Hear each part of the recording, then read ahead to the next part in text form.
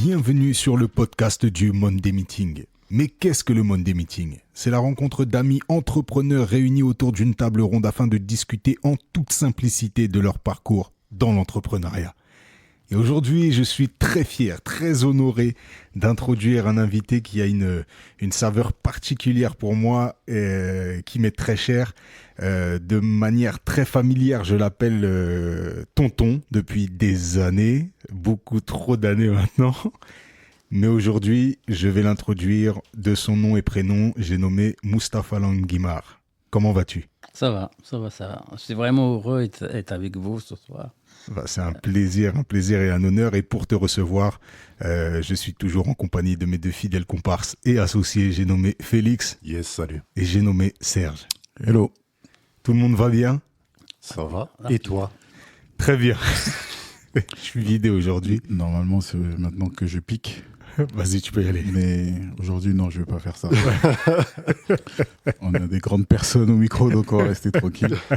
Néanmoins, j'en profite aujourd'hui pour avoir une grosse pensée pour quelqu'un. Il y a 100 ans, naissait mon grand-père. Mm-hmm. Donc aujourd'hui, il aurait eu 100 ans. Ok. Donc, l'homme à la malachite, une grosse pensée pour toi. On pense à lui. Ouais. Bon. Et comme, voilà, en général, c'est les choses que je conserve pour la fin de l'épisode, mais je ne veux surtout pas priver notre invité de la dernière phrase du podcast. Donc, j'en profite pour le faire dès le début. Eh ben, t'as bien fait. Ça va être un épisode legacy. Un épisode C'est ça. fort. Et du coup, je te fais la passe décisive puisque on reçoit également ce soir un grand homme, c'est ce que j'ai cru comprendre. Exactement. On reçoit un grand homme. Je t'introduis, tonton. Donc aujourd'hui, vous allez manger du tonton dans les oreilles. Je suis désolé. Ouais. Mais comme on disait en préambule, chez nous, quand on appelle quelqu'un tonton, on peut pas lui retirer ce titre. Donc c'est interdit de l'appeler par son nom et prénom. Donc là, aujourd'hui, vous allez manger du tonton. C'est comme ça. Habituez-vous, on est chez nous. Alors, moi, je vais dire tonton aussi. Mais je préviens, je vais vous voyer parce que vous avez eu l'occasion de le connaître depuis des années maintenant. Ouais, plus de 20 ans, je crois. Moi, ça fait quelques fois que je le rencontre et je ne m'autoriserai pas, ce soir en tout cas, à lui dire tu. Non, il n'y a aucun souci. C'est comme mon petit garçon, il n'y a aucun problème. Ouais, donc, Vous pouvez me tutoyer. là, il je y a viens aucun souci. d'avoir l'autorisation, mais en général, on le décale. La prochaine fois, je pourrais dire tu. Il n'y a aucun problème. Écoutez, on va essayer de le faire le plus naturellement possible. Oui, ça sera naturel. Et alors pourquoi on t'invite ? Pourquoi on t'invite ? Parce que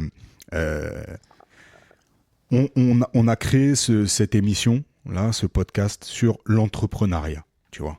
Et pour nous, c'est une démarche qui est importante, l'entrepreneuriat, parce qu'on l'a défini sous l'angle des gens qui font quelque chose. Pas forcément celui qui va monter une structure, qui va être en SARL, en SAS, mais plutôt celui qui fait, celui qui entreprend, celui qui va de l'avant.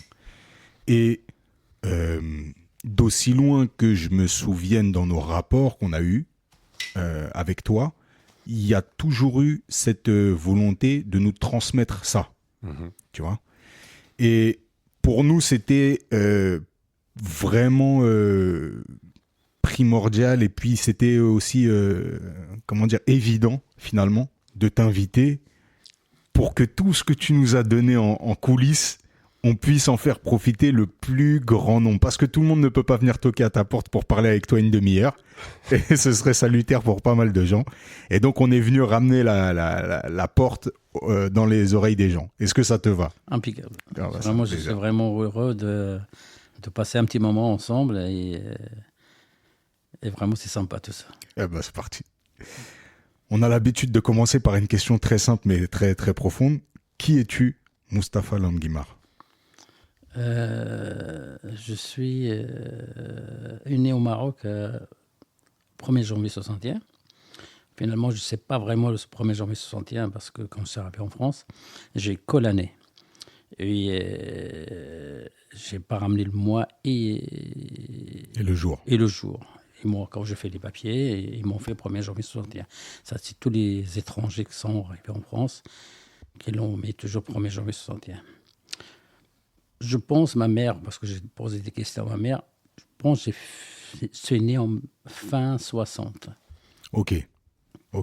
Et Vraiment, ils m'ont mis 1er janvier 61. Je garde peu de 1er janvier sursis. 61. T'as gratté quelques jours. Voilà.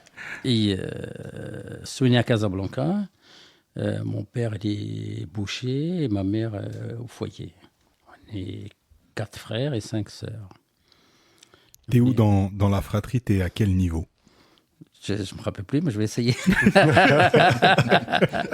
J'ai mon grand frère, ma grande sœur, mon frère, ma sœur et moi. Je suis le 4e T'es pile poil au milieu quasiment. au milieu. Ok. Comment c'est Casablanca dans les années 60 du coup? Bon, c'était, en fin de compte, c'était un moment vraiment, j'ai des bons souvenirs parce que j'ai grandi aux Amphiles Mosquée Hassan II. Oui. C'était la plage, c'était un piscine municipal qu'on nageait tous les jours. On a, de la maison à la plage, on est à peu près entre 10 à un quart d'heure à pied. Oui. On passait la journée dans la plage.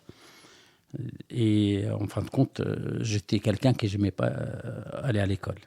Je vais toujours traîner dehors et on ramassait des coquillages, on passait la journée à la plage. Et après, je faisais pas mal de trucs. Je faisais du théâtre. Mhm. Avant le théâtre, quand j'étais petit, j'ai vendu des chewing-gums à la plage. Ok. Parce qu'à l'époque, on était comme des familles un petit peu nombreux et c'est difficile pour... on était des familles ouvriers, mon père ne gagnait pas beaucoup d'argent et c'était difficile pour nous. Et je vendais des chewing-gums, des détails, des cigarettes en détail. Mhm. Là, t'avais Et- quel âge là? À peu près. 10 ans à peu près. Ok. 10 ans, je traînais toute la journée à la plage, vendais les chewing-gums qu'on voyait. Quand on y va au Maroc, vous avez déjà vu les gamins qui vendaient les chewing-gums, c'était Les pas... mouchoirs, les choses. Voilà, les mouchoirs. Et après, j'ai commencé à faire la petite boîte, serrer les chaussures aux gens dans les cafés. Et après, j'ai grandi, j'ai rentré au théâtre. J'ai commencé à faire du théâtre un petit peu. Comment tu rentres au théâtre? Parce qu'en fin de compte, c'était une maison de quartier. D'accord. Maison de quartier, on passait, où il y a le théâtre, il y a plein d'activités. Et c'est des animateurs qui étaient sur place? C'est quoi? C'était des groupes qui font le théâtre. J'ai dit, moi, ça m'intéressait le théâtre. Et je faisais le théâtre. Et c'est comme ça que j'ai passé des castings. Et j'ai fait 2 films à la télé. Ah ouais? J'ai passé 2 épisodes à la télé. C'est un vrai ah ouais ou J'ai passé- C'est un vrai ouais, pour moi, c'est un vrai ouais. C'est pas un ouais rhétorique Oh, là. parce que en général, vous savez un petit peu le parcours. Non, mais- Non, là, celui-là, là. Moi, là, je suis en full écoute parce que je ne sais rien. Donc, Et j'ai passé 2 épisodes à la télé. C'était une série qui s'appelle Zohor Khoddor et Abel Ajouz. Bon, j'étais un peu figurant, c'était pas un rôle grand. Et après, j'ai commencé à faire de la magie, j'ai travaillé dans les cabarets, j'ai commencé à grandir un petit peu. J'ai commencé à jouer un petit peu à la magie et le clown en même temps dans les cabarets. Mhm. Tu m'avais emmené devant la devanture d'un cabaret qui avait fermé depuis, dans lequel Ouais. tu t'étais Ouais, produit. Voilà, Ton grand frère, il faisait ça aussi? Non, mon petit frère, quand je suis arrivé en France, j'ai laissé tout mon matériel et c'est lui qui a pris le rôle de... D'accord, ok. Il a pris ma place au théâtre et la magie. En même temps, il commence à faire la Ok. Excuse-moi pour l'aparté. Et donc, du coup, tu pratiques le théâtre. Là, t'as quel âge? T'es dans l'adolescence, jeune adulte? J'ai à peu près 14-16 ans à peu près. Ok. Je l'ai fait jusqu'à 17-18 ans. Ok. toi, tu as dit aparté, mais moi, j'ai entendu un truc important là, c'est la transmission. Tu en as parlé au début. Et la première transmission, finalement, c'est le matériel de magie qui va au petit frère, qui finalement prend ce rôle-là. De ce que j'ai cru comprendre, du peu que j'ai entendu du parcours, il y a quand même des notions de transmission qui reviennent à certains moments. Mhm. Je pense qu'on va y venir plus tard, mais je tiens à marquer ce moment-là. On en reparle dans quelques minutes. Voilà. C'est le premier bâton, le premier relais que tu passes. Parce qu'en fin de compte, mon petit frère, je l'ai ramené souvent avec moi au théâtre. Et comme c'est parti, et c'est lui qui a pris le rôle de la dernière pièce de théâtre que j'ai fait. Ok. Et c'est lui qui l'a pris derrière moi. Et j'ai laissé la place. C'est lui qui a pris tout après. Donc tu nous as dit, cet endroit, il est situé vraiment, donc c'est sur la Corniche pour situer à Casablanca. C'est aujourd'hui maintenant devenu la plus grande mosquée d'Afrique, il me semble, la mosquée Hassan II. Oui. Mais avant ça, c'était la vieille ville, ce qu'on appelait une Médina, c'est ça? Ça existe toujours, le Il y a Médina. toujours de... Là-bas où ils ont fait le mosquée Hassan II, c'était la piscine municipale. D'accord, ok. Et en face, c'était la vieille Médina, le quartier Drobtalian, je ne sais pas si tu connais un petit peu. Ouais, bien sûr. C'est là où j'ai grandi. Et pour moi, c'est important parce que quand on est allé là-bas, tu m'as pas mal expliqué un petit peu comment ça se passait enfant. Et moi, du coup, j'ai des sortes d'images que je me suis créées. Tu me disais que dans ce quartier-là, là, dans cette vieille ville, pour aller d'un endroit à un autre, tu étais obligé de passer chez les gens. Oui, on passait, c'est-à-dire c'était des petits quartiers, on passait chez les tel et tel, on entrait chez eux, on sort de l'autre côté, les maisons c'était pas fermées à clé. Ouais, c'est ça. Si on rentre, on trouve quelqu'un qui monte, moi j'avais quoi en même temps, hein, parce que c'était comme ça, et on se connaissait tous. Ok, pour moi ça c'est important de poser cette base-là parce que je connais un peu ton parcours et on verra après comment tu as vécu d'autres choses. L'enfant que tu étais là, est-ce que tu arrives à dire si tu avais une valeur particulière, quelque chose qui était bien à toi en tant qu'enfant? En fin de compte, depuis que j'étais petit, c'est quelqu'un que je ne tiens pas en place. J'aime bien, je suis curieux. Et j'aime bien chercher et à trouver une solution pour beaucoup de choses. C'est-à-dire, je me souviens, j'ai vendu des vêtements de femmes. Et pour vendre des vêtements de femmes, à l'époque, les filles qui travaillaient la semaine. C'est-à-dire, ils travaillent de lundi au vendredi, ils touchent leur salaire le vendredi, ils ne travaillent pas le samedi et le dimanche. Et moi, j'ai vendu des collants, des jupes, des pantalons et tout ça. Et pour vendre ça, pour montrer qu'est-ce que je vends, déjà pour trouver une marchandise, à l'époque, j'avais tous les usines, les fabrications, je frappe chez eux et je dis voilà, c'est le vêtement que vous n'avez pas besoin, vous n'arrivez pas à le vendre, moi je suis capable de le vendre et je n'ai pas d'argent. Ils me donnent des échantillons, ces échantillons-là pour le montrer aux filles, je m'habille, c'est des vêtements et c'est moi que je m'habille le samedi et je sors dans les quartiers, au bout de quartier, je suis debout comme un mannequin.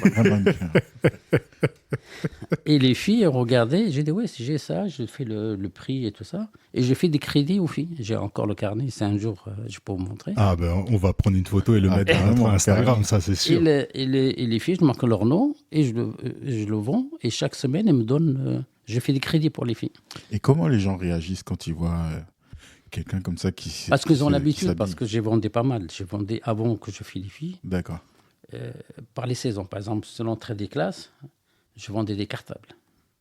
Ouais. Je ramenais des cartables et je vendais les cartables et je vendais toujours en crédit. C'est pour ça que les gens me connaissent bien. Parce que les gens n'ont pas le moyen d'acheter comptant. Mais là, on est au Maroc dans les années 70. Oui. Comment ça se passe de voir un homme qui s'habille en femme Non, parce qu'en fin de compte, je ne me lève pas tous les vêtements. C'est-à-dire, je mets par-dessus les vêtements normaux. Ok, voilà. ok. Et c'est pas vraiment fille. Hein. Ouais.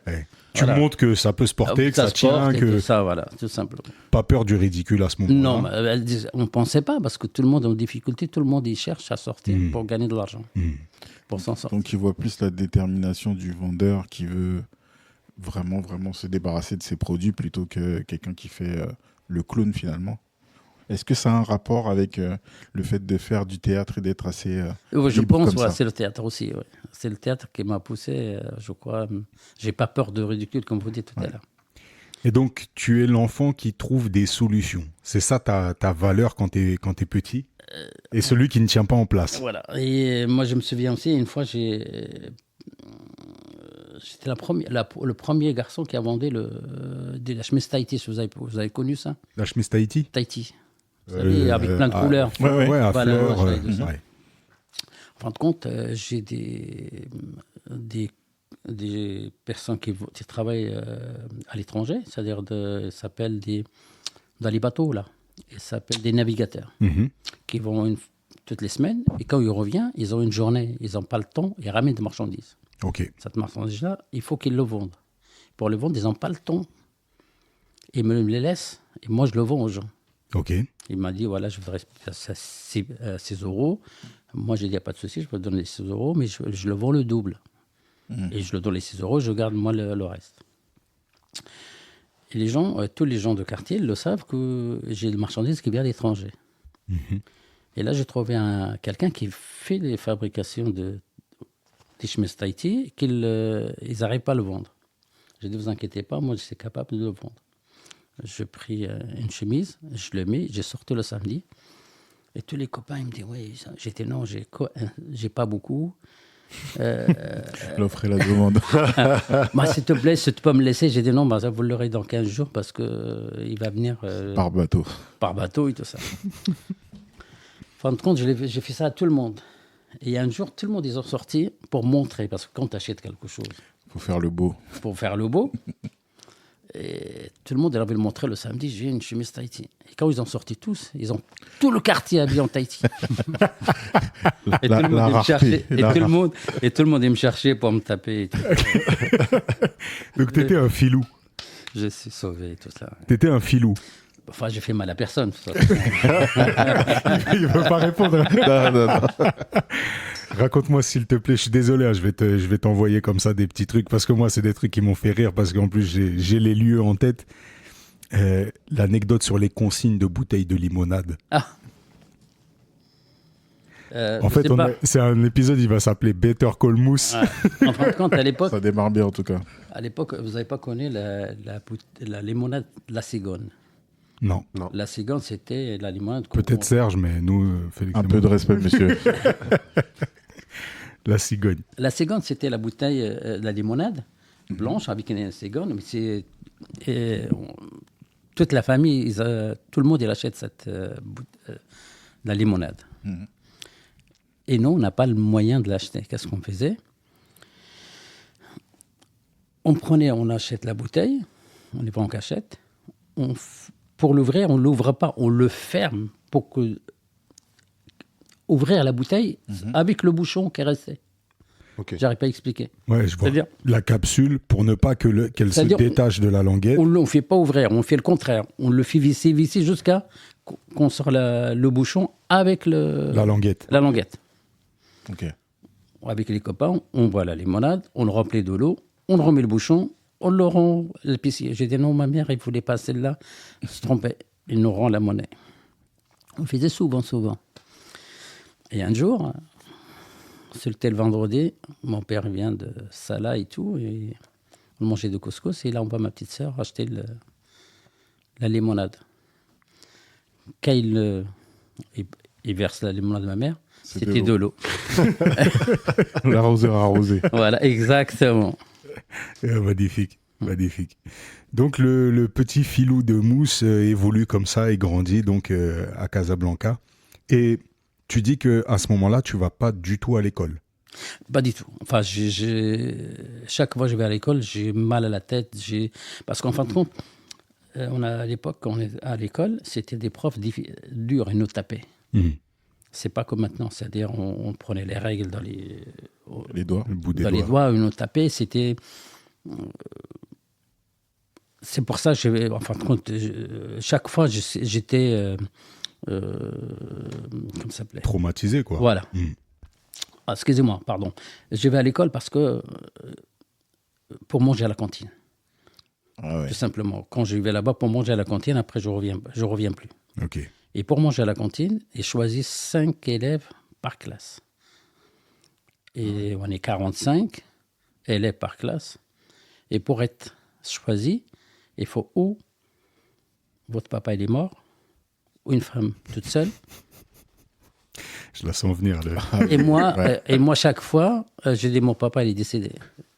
Et c'est pour ça qu'il me choisit pour être à l'école, pour manger à la cantine. J'espère que tu n'as pas sucré le repas à des orphelins.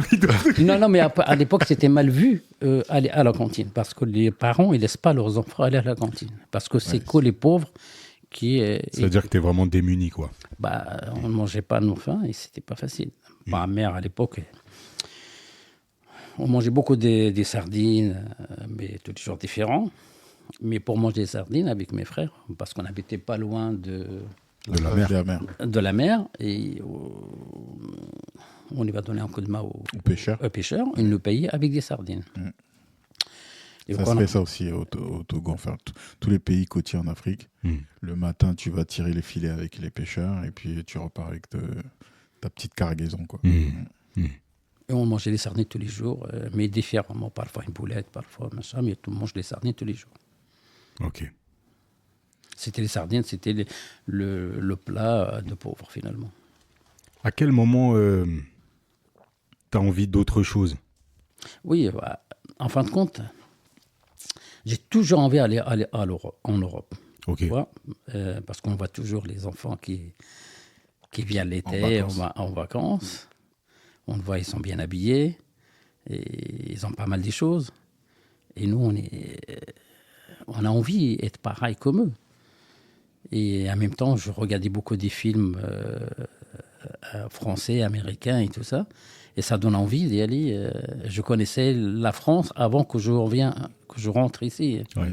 C'est en force de regarder des films, des reportages, des trucs comme ça. C'est dans envie, j'ai dit, pour s'en sortir, il faut aller en Europe. Surtout en France, parce que c'était le paradis sur Terre. Et ça, tu te le dis très tôt? Ah oui, depuis que j'étais jeune. Ok. Ouais. 17, 18 ans, j'ai envie de partir. Comment il se fait ce départ, du coup? Ah oui, ça venait, enfin, il y a le destin aussi. À l'époque, moi, je vais pas à l'école, tout le monde le sait, je vais pas à l'école. À l'époque, je travaillais dans la chaussure, mais quand je travaillais dans la chaussure, j'aimais pas, parce que quand tu travailles dans réparateur, cordonnier, les filles sortent pas avec toi. Elles sortent quoi avec des étudiants. Et moi, pour que les filles sortent avec moi, j'ai toujours un cartable pour montrer que je suis étudiant. Exceptionnel. Et il y a un copain à moi, il s'appelle Moustapha, tiens, je ne sais pas si vous connaissez. Chadli. Chadli, oui. Il m'a dit, tiens, si tu veux, il y a les inscriptions en Belgique, à Liège. Si ça t'intéresse. Bah, j'ai dit, ouais, vas-y. C'est lui qui a marqué et tout, c'est lui qui a écrit. Je reçois le préinscription. Et, il m'a dit, maintenant, il faut parce que tu fais les papiers pour voir le passeport. Mais ça, c'était pour aller à l'université, c'est ça? Ou à l'école? Pour aller à l'école. Ok.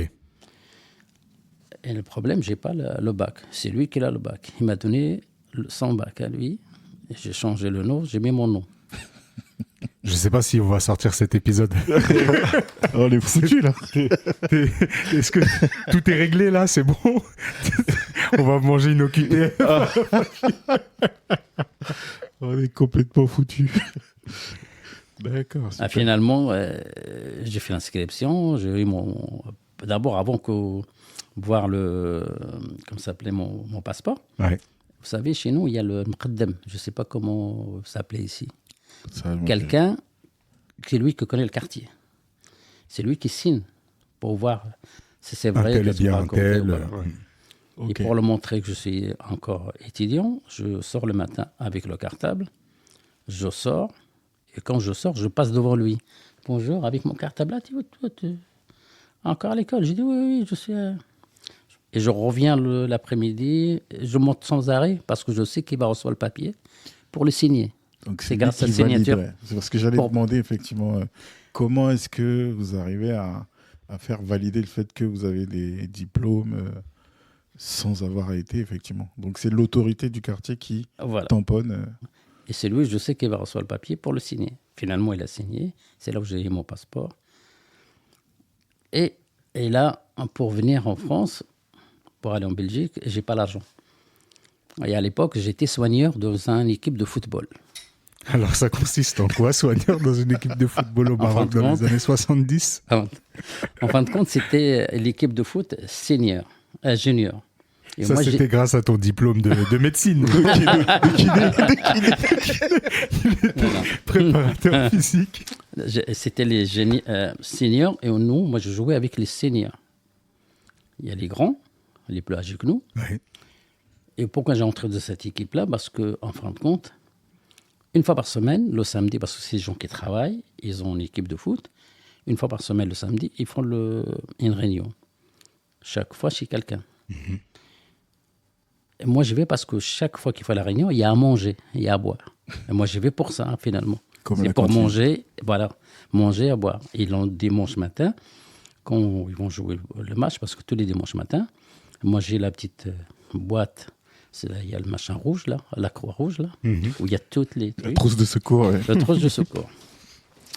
Mais une fois, je me rappelais quelqu'un qui a cassé un jambe, et moi, je l'ai fait la bitadine, et je lui ai mis le machin, et je dis, voilà. Et on l'a amputé après. Mais le mec, il dit, je ne peux pas bien m'obliger. J'ai dit, vas-y, va jouer. Mais le problème, il ne peut pas marcher.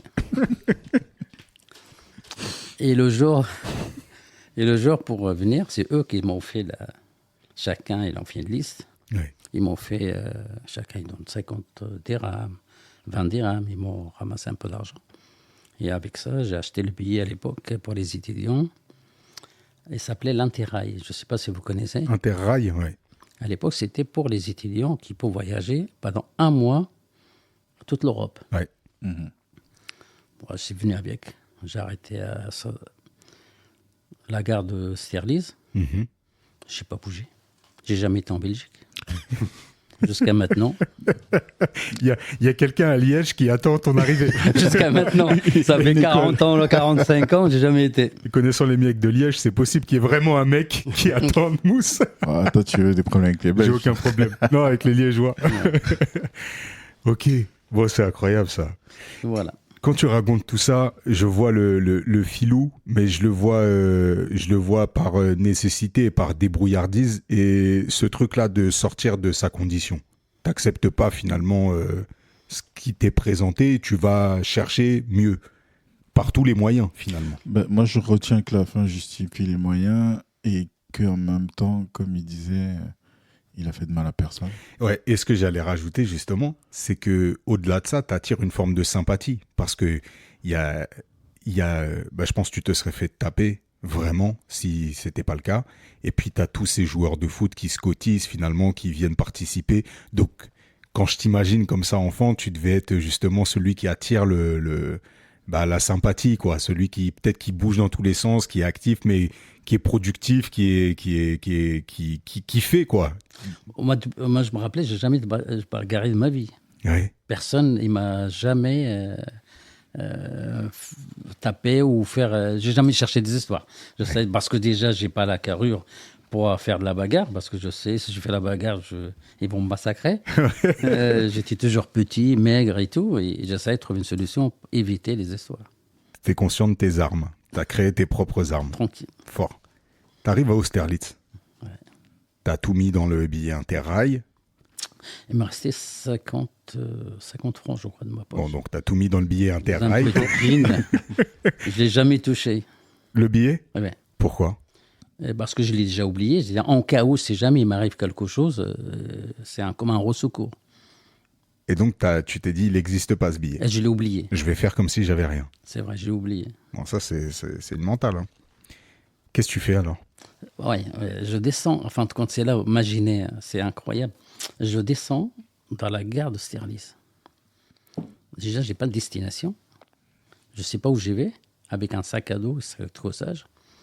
Et d'ailleurs, le sac de troussage, tous les copains, ils ont fait une signature et tout ça. C'est dommage, je ne l'ai pas gardé. Vous descendez avec beaucoup de monde, vous êtes au milieu, et tout le monde y court. Et vous êtes à l'arrêt. Vous êtes porté par la foule, comme il dit la chanson. Mhm. Et je sors comme ça, j'arrête à la sortie, et c'était un bon public, si on dit. Oui, Mhm. bon. Je m'assois, et déjà, parce que j'ai dit, il y a un changement de... Là, c'est là où je me raconte, je compte sur personne. Il y a personne, je connais personne. Mm. Déjà, dans le départ, vous ne savez pas que vous allez dormir, qui va vous donner à manger. Tout seul, assis, tu réfléchis, tu t'observes, tu regardes comment je vais s'en sortir. Et là, c'est la première fois de ma vie, à l'époque, c'était le punk. Vous n'avez pas Le connu le punk, ouais. punk. Ouais. Avec tout ça. Ils y sont toujours à Austerlitz. Hein. ils ont juste des chiens. maintenant. J'étais tout seul. Il y a une fille, il y a des garçons qui sont. Alors, en fin de compte, j'ai pris une place de. Ils ont l'habitude de venir ici, cette place-là. Ok. Ils m'ont pas attaqué ni rien. Et c'est la première fois où je vais aller boire la bière. À l'époque, c'était la bière à litre. Elle s'appelle Valstar. Vous n'avez pas connu. Écoutez, en France, c'était vraiment la bière qui coûtait pas trop cher et tout ça. Moi, je vois la fille, il ouvre la bouteille, il boit, il le donne au garçon à côté. Le garçon, il suit le bouchon, le bout, il boit. Ah bah c'est pas les mêmes pucks qu'aujourd'hui. Il faut la tourner, et moi, il me donne la bouteille, je fais la même chose. Et ben dis donc, j'ai resté pendant un petit moment, j'ai resté pendant 6 mois sans se laver, sans rien, à le même endroit. Je suis oublié moi-même. Ah, vous êtes devenu punk. Non, je suis oublié. Truc de fou. Et le destin, il a fait, et un matin, je dormais là, sur le banc. Et un matin, j'entends le nom, parce qu'à l'époque, on s'appelait avec le nom de le métier des parents. D'accord. Le fils de boucher. Et là, je sais, il n'y a que moi, le fils de boucher dans le coin. Il n'y a personne d'autre. Je tourne, c'était quelqu'un. Parce qu'à l'époque, nous, au Maroc, enfin en Afrique, c'est toujours les grands qui font attention aux petits. Ouais. On le savait. C'était quelqu'un plus âgé que moi. Il m'a dit, j'ai tourné, il m'a dit, qu'est-ce que tu fais ici? Moi, j'étais venu. Il m'a dit, écoute, tu ne bouges pas d'ici. À 11h, je reviens, je te trouve ici. Et lui, il travaillait à Centre Pompidou, il fait le ménage et tout ça. Il est venu me voir.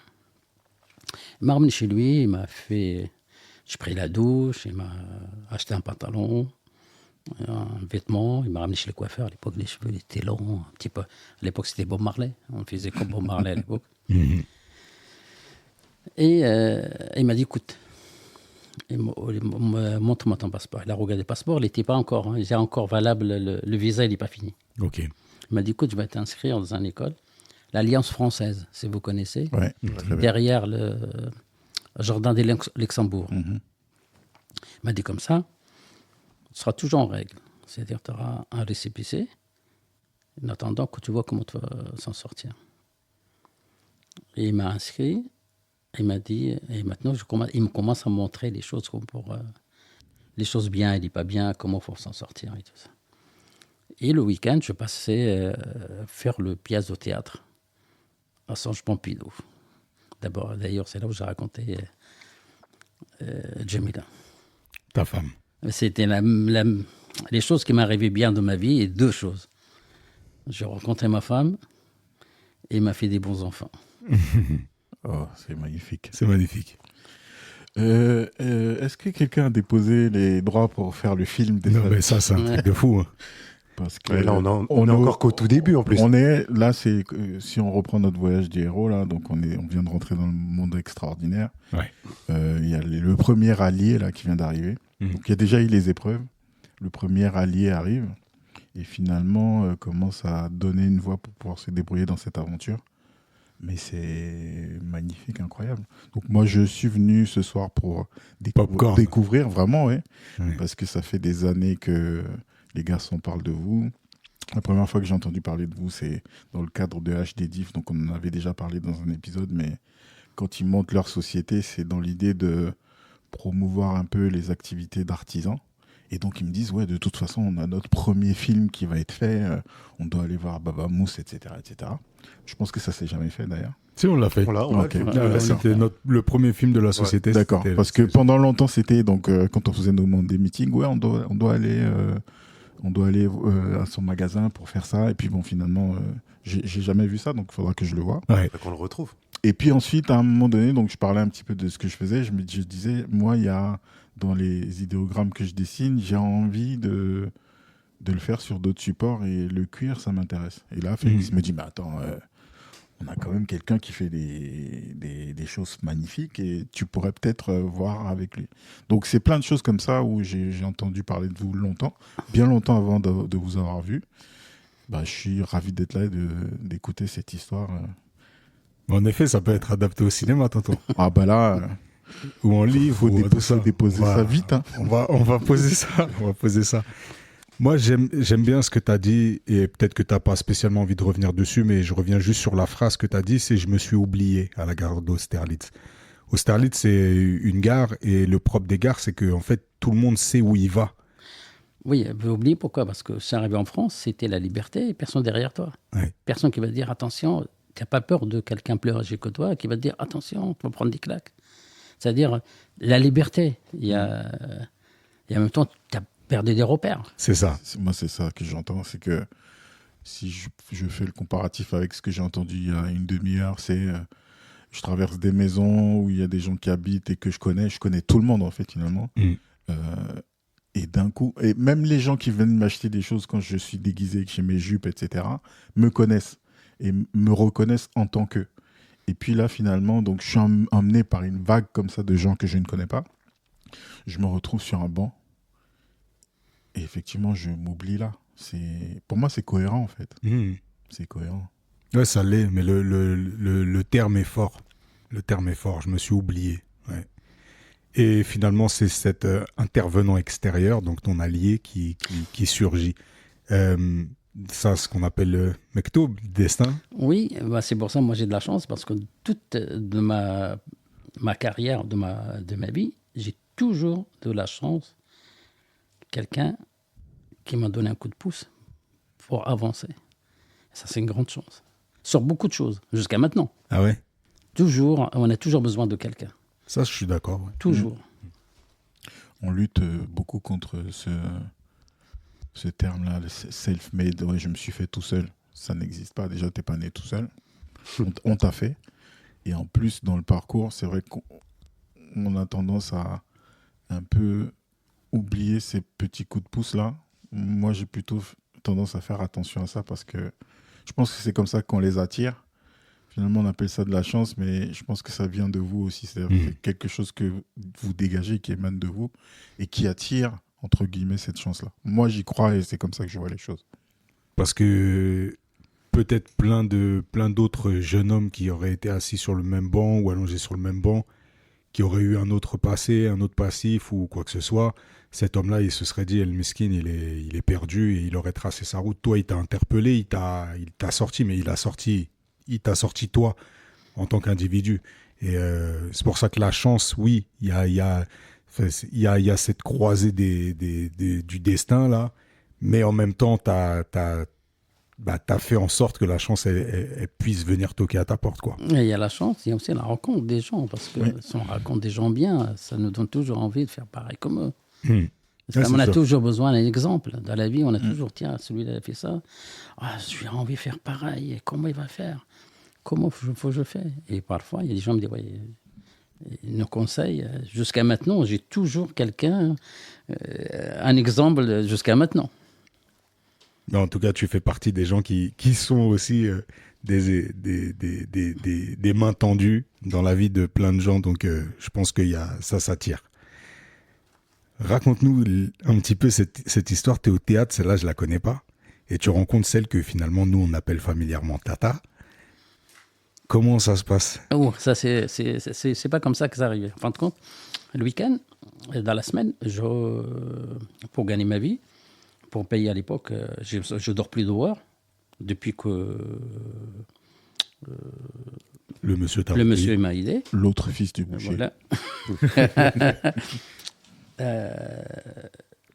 Je faisais dans la semaine, à l'époque, je parlais pas français et je faisais le mime. À l'époque, quand je suis arrivé de Maroc, j'ai fait le pantomime. D'ailleurs, j'ai montré à Sherazade. Ah, pardon, je sais pas. J'ai montré à Sherazade qu'on a été la dernière fois au mois d'avril. C'était Goethe. On prenait des gens de l'Allemagne qui venaient pour montrer comment on fait le mime, le clown et tout ça. On a appris pas mal des choses. Quand c'est arrivé, j'étais la meilleure solution. Comme je ne parle pas français, je vais aller faire le mime. Et je faisais le mime. Il y a un copain, à force, je fais un copain qui faisait le clown. Dans la semaine, moi, je faisais le mime et le clown. On ramassait de l'argent.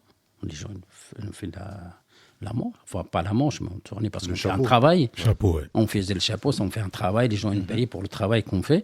Et en même temps, le matin, je ramassais les bouteilles. Et à l'époque, les bouteilles c'était consigné. Ouais. Les bouteilles de vin où il y a 3 étoiles, c'était 1 franc. Parce que les gens qui venaient, ils laissaient les bouteilles. Moi, j'ai ramassé les bouteilles. Ils ramenaient. Ils ne nous donnaient pas l'argent, ils nous donnaient un bon pour acheter à manger. Avec cet argent-là qu'on ramassait, On a trouvé un vieux hôtel qu'on dormait en chambre, on divisait par 2, c'est-à-dire c'était 700 francs par mois. Et on ramassait, on payait avec ça. Et avec ça, je payais l'école aussi, parce que l'école, c'était aussi de l'argent. Et le week-end, je racontais l'histoire pour les enfants étrangers, comme Jamila, et Tata Jamila et sa famille. Ils venaient regarder, parce que je racontais Mille et Nuits, Sheherazade et tout ça, les histoires de théâtre. Je leur racontais en arabe. D'où le prénom de ta fille. Je leur racontais en arabe. Et tous les enfants d'origine étrangère, ils venaient, tiens, il y a un petit Marocain qui raconte des histoires, parce qu'en fin de compte, l'histoire que je raconte, je ne le finis pas, parce que c'est long. Et chaque semaine, je lui dis, oui, je l'ai laissé où? Et vous savez, les gens, ils suivaient, ils disaient, vous savez les laisser à quel endroit? Et je continue. C'était devenu toi, Sheherazade. Comme le conte en lui-même, ouais, finalement. Finalement, Jamila, il ne venait pas, c'était sa grande sœur qui venait regarder, avec ses copines. Et j'ai sorti avec une copine, dans le même quartier où ils habitaient chez Tata. Et un jour, ils ne vont pas sortir avec moi, jusqu'à maintenant, je ne sais pas pourquoi. J'étais un peu triste et je racontais plus l'histoire le week-end. Et les filles sont venues, me disent oui, c'est ça, la sœur à Tata. Il m'a dit, pourquoi tu ne racontes pas? J'ai dit oui. Il m'a laissé tomber, j'ai pas le moral et tout. J'étais pas bien. Il m'a dit, tiens, on était en vacances cet été, regarde. Je commence à regarder les photos. Je vois la photo de Tata. Une jolie fille mignonne comme tout. J'ai dit, oh, elle est jolie, c'est qui? Il m'a dit, c'est ma sœur. Il m'a dit, non, c'est pas vrai. Mais je te jure, c'est ma sœur. Moi, j'ai dit, écoute, si tu me présentes, si tu la ramènes la prochaine fois, sinon je raconte plus des histoires. J'ai fait le chantage finalement et ça marchait. Ok.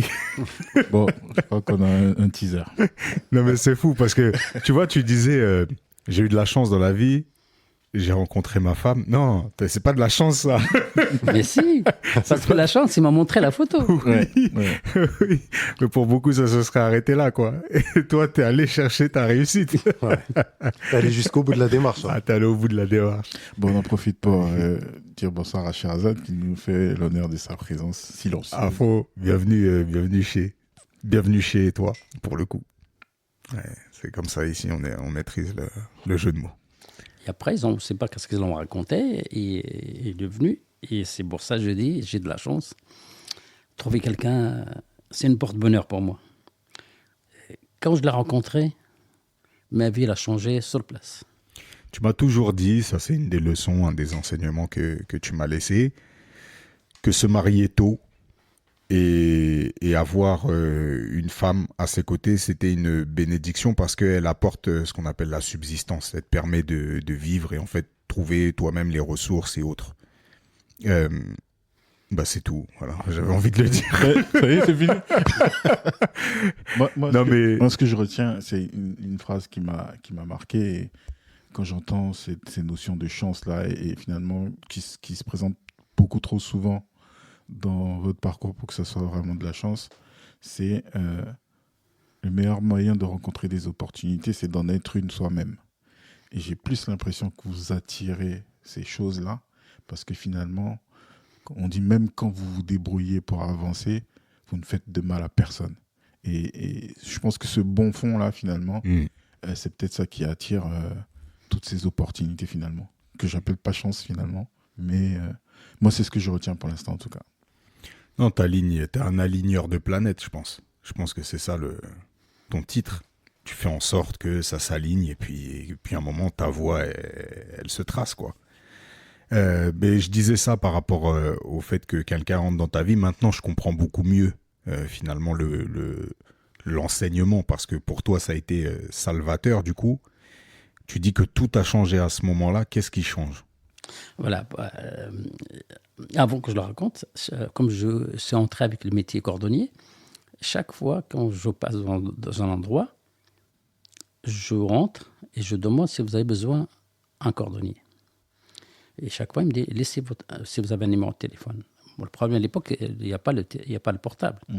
Je laisse le téléphone de le monsieur, le premier qui m'a aidé. Il m'a dit, c'est à quoi que ce soit, tu donnes mon numéro de téléphone. regardez, le destin, c'est pour ça. Et c'est pour ça que je ne me fâche jamais avec Jamila. Parce que chaque fois. Je vous dis pourquoi, je reviens. je vous dis pourquoi. Hein. Avec Tata. Parce que je parle sérieux. Hein. Quand je me fâche avec elle, et quand le lendemain je vais au travail, il n'y a plus de recettes.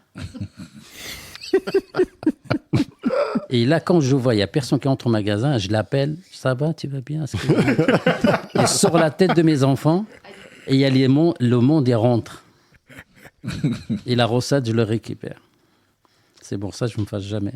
La garante de ta fortune.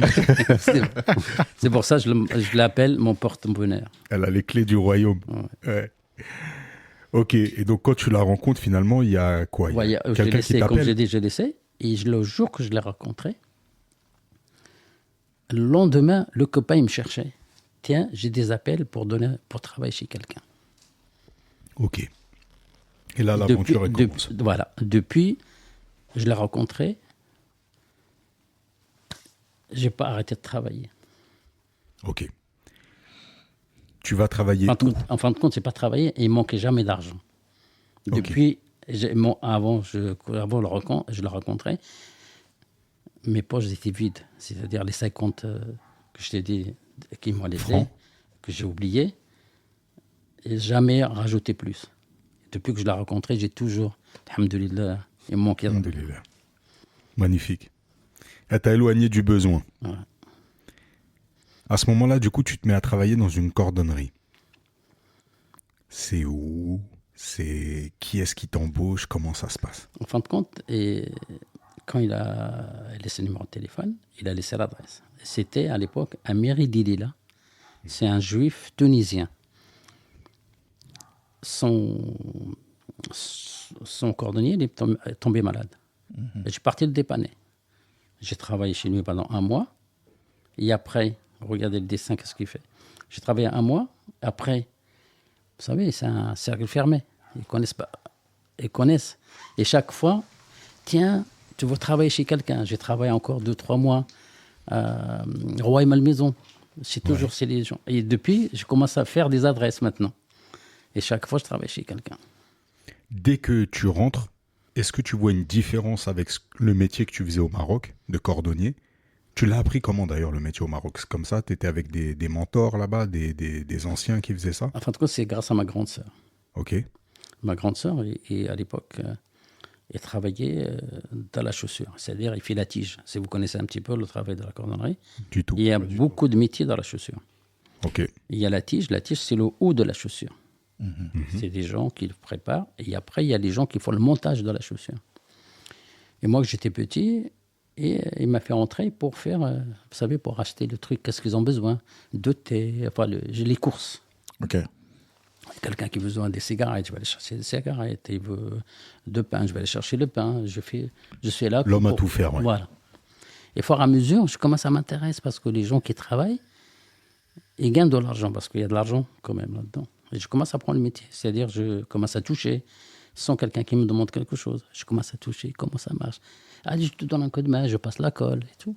Et grâce à ça, je commence à apprendre un peu le métier. Quand tu arrives en France, là, je connais le métier. Tu le connais? Ah, je connais le métier. Ok. De A à Z. Ok. Donc là, le premier cordonnier, il voit ta valeur. En fin de compte, il m'a dit, qu'est-ce que tu sais faire? J'ai dit, écoutez, je vais aller vous montrer. Donnez-moi toutes les différentes réparations de chaussures. Il m'a donné 4 paires de chaussures, réparations différentes. J'ai dit, vous me le laissez, vous allez voir. Mais je l'ai fait, je l'ai montré, il m'a dit, ok, je vous garde. Je vais faire comme ça. C'est-à-dire que à chaque fois que tu me parles, ça met en lumière un enseignement que tu m'as donné ou appris et que j'ai retenu.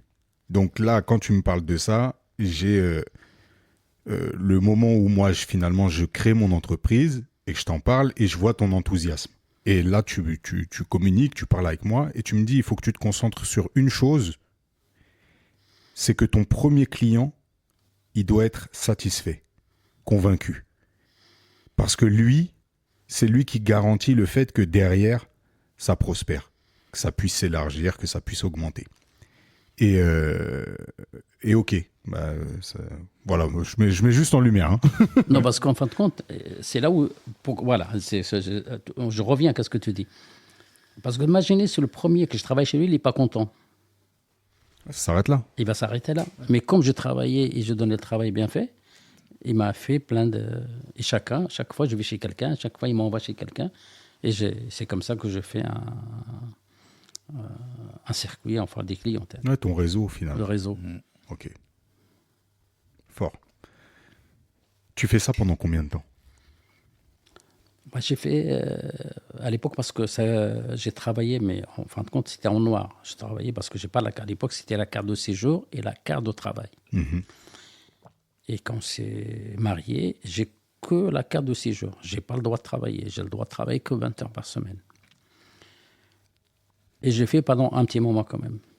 Ok. Et après, j'ai travaillé à Versailles. J'étais chef de l'atelier. Enfin, directement, chaque fois que je vais quelque part, j'ai devenu chef de l'atelier parce que je connaissais bien la chaussure. Alors, à l'époque, pour expliquer un peu la cordonnerie, du coup, parce que maintenant, quand on dit cordonnier, on imagine un homme seul dans une boutique. Et là, tu dis chef d'atelier. Parce que j'ai travaillé dans le grand de cordonnerie. On était 4 ou 5 personnes. Et 4-5 personnes, il faut quelqu'un qui connaît bien la chaussure. J'étais moi le chef. Ça, aujourd'hui, ça n'existe plus. Des groupes. Il y a moins en moins. Parce qu'à l'époque, toute la génération, de ma génération, ils sont tous ouverts de leur boutique. Et maintenant, on retrouve deux personnes, une seule personne. Ok. Versailles, là, ça devient un poste fixe où tu vas travailler là-bas de manière régulière? En fin de compte, j'ai travaillé à Vélizy 2, centre commercial Vélizy 2. Ouais. J'ai travaillé et après, chaque fois, le patron, il ouvre une boutique. C'est moi que je vais travailler pour faire monter la boutique. Et je prends le métier aux gens qui travaillent avec moi. Ok. Je travaillais au Parly 2, par exemple, centre commercial Parly 2, au Chénet, et après à Versailles. Et de Versailles, j'ai dit, c'est maintenant, il faut que je travaille à mon compte. Alors c'est bien, on arrive à ce moment-là. Dans nos épisodes, on a l'habitude de poser la question un petit peu d'où vient cette première envie de l'entrepreneuriat. En fait, toi, ce qui est compliqué, c'est que tu démarres par l'entrepreneuriat. Tu démarres par prendre des cigarettes, les vendre à l'unité sur la plage. Tu démarres par trouver finalement tes propres réseaux de vente. Tu vas chercher tes fournisseurs. Ça sort déjà de ta tête, en fait. Tu vas chercher les gars qui font escale, les navigateurs, les marins qui font escale. Tu récupères leurs marchandises.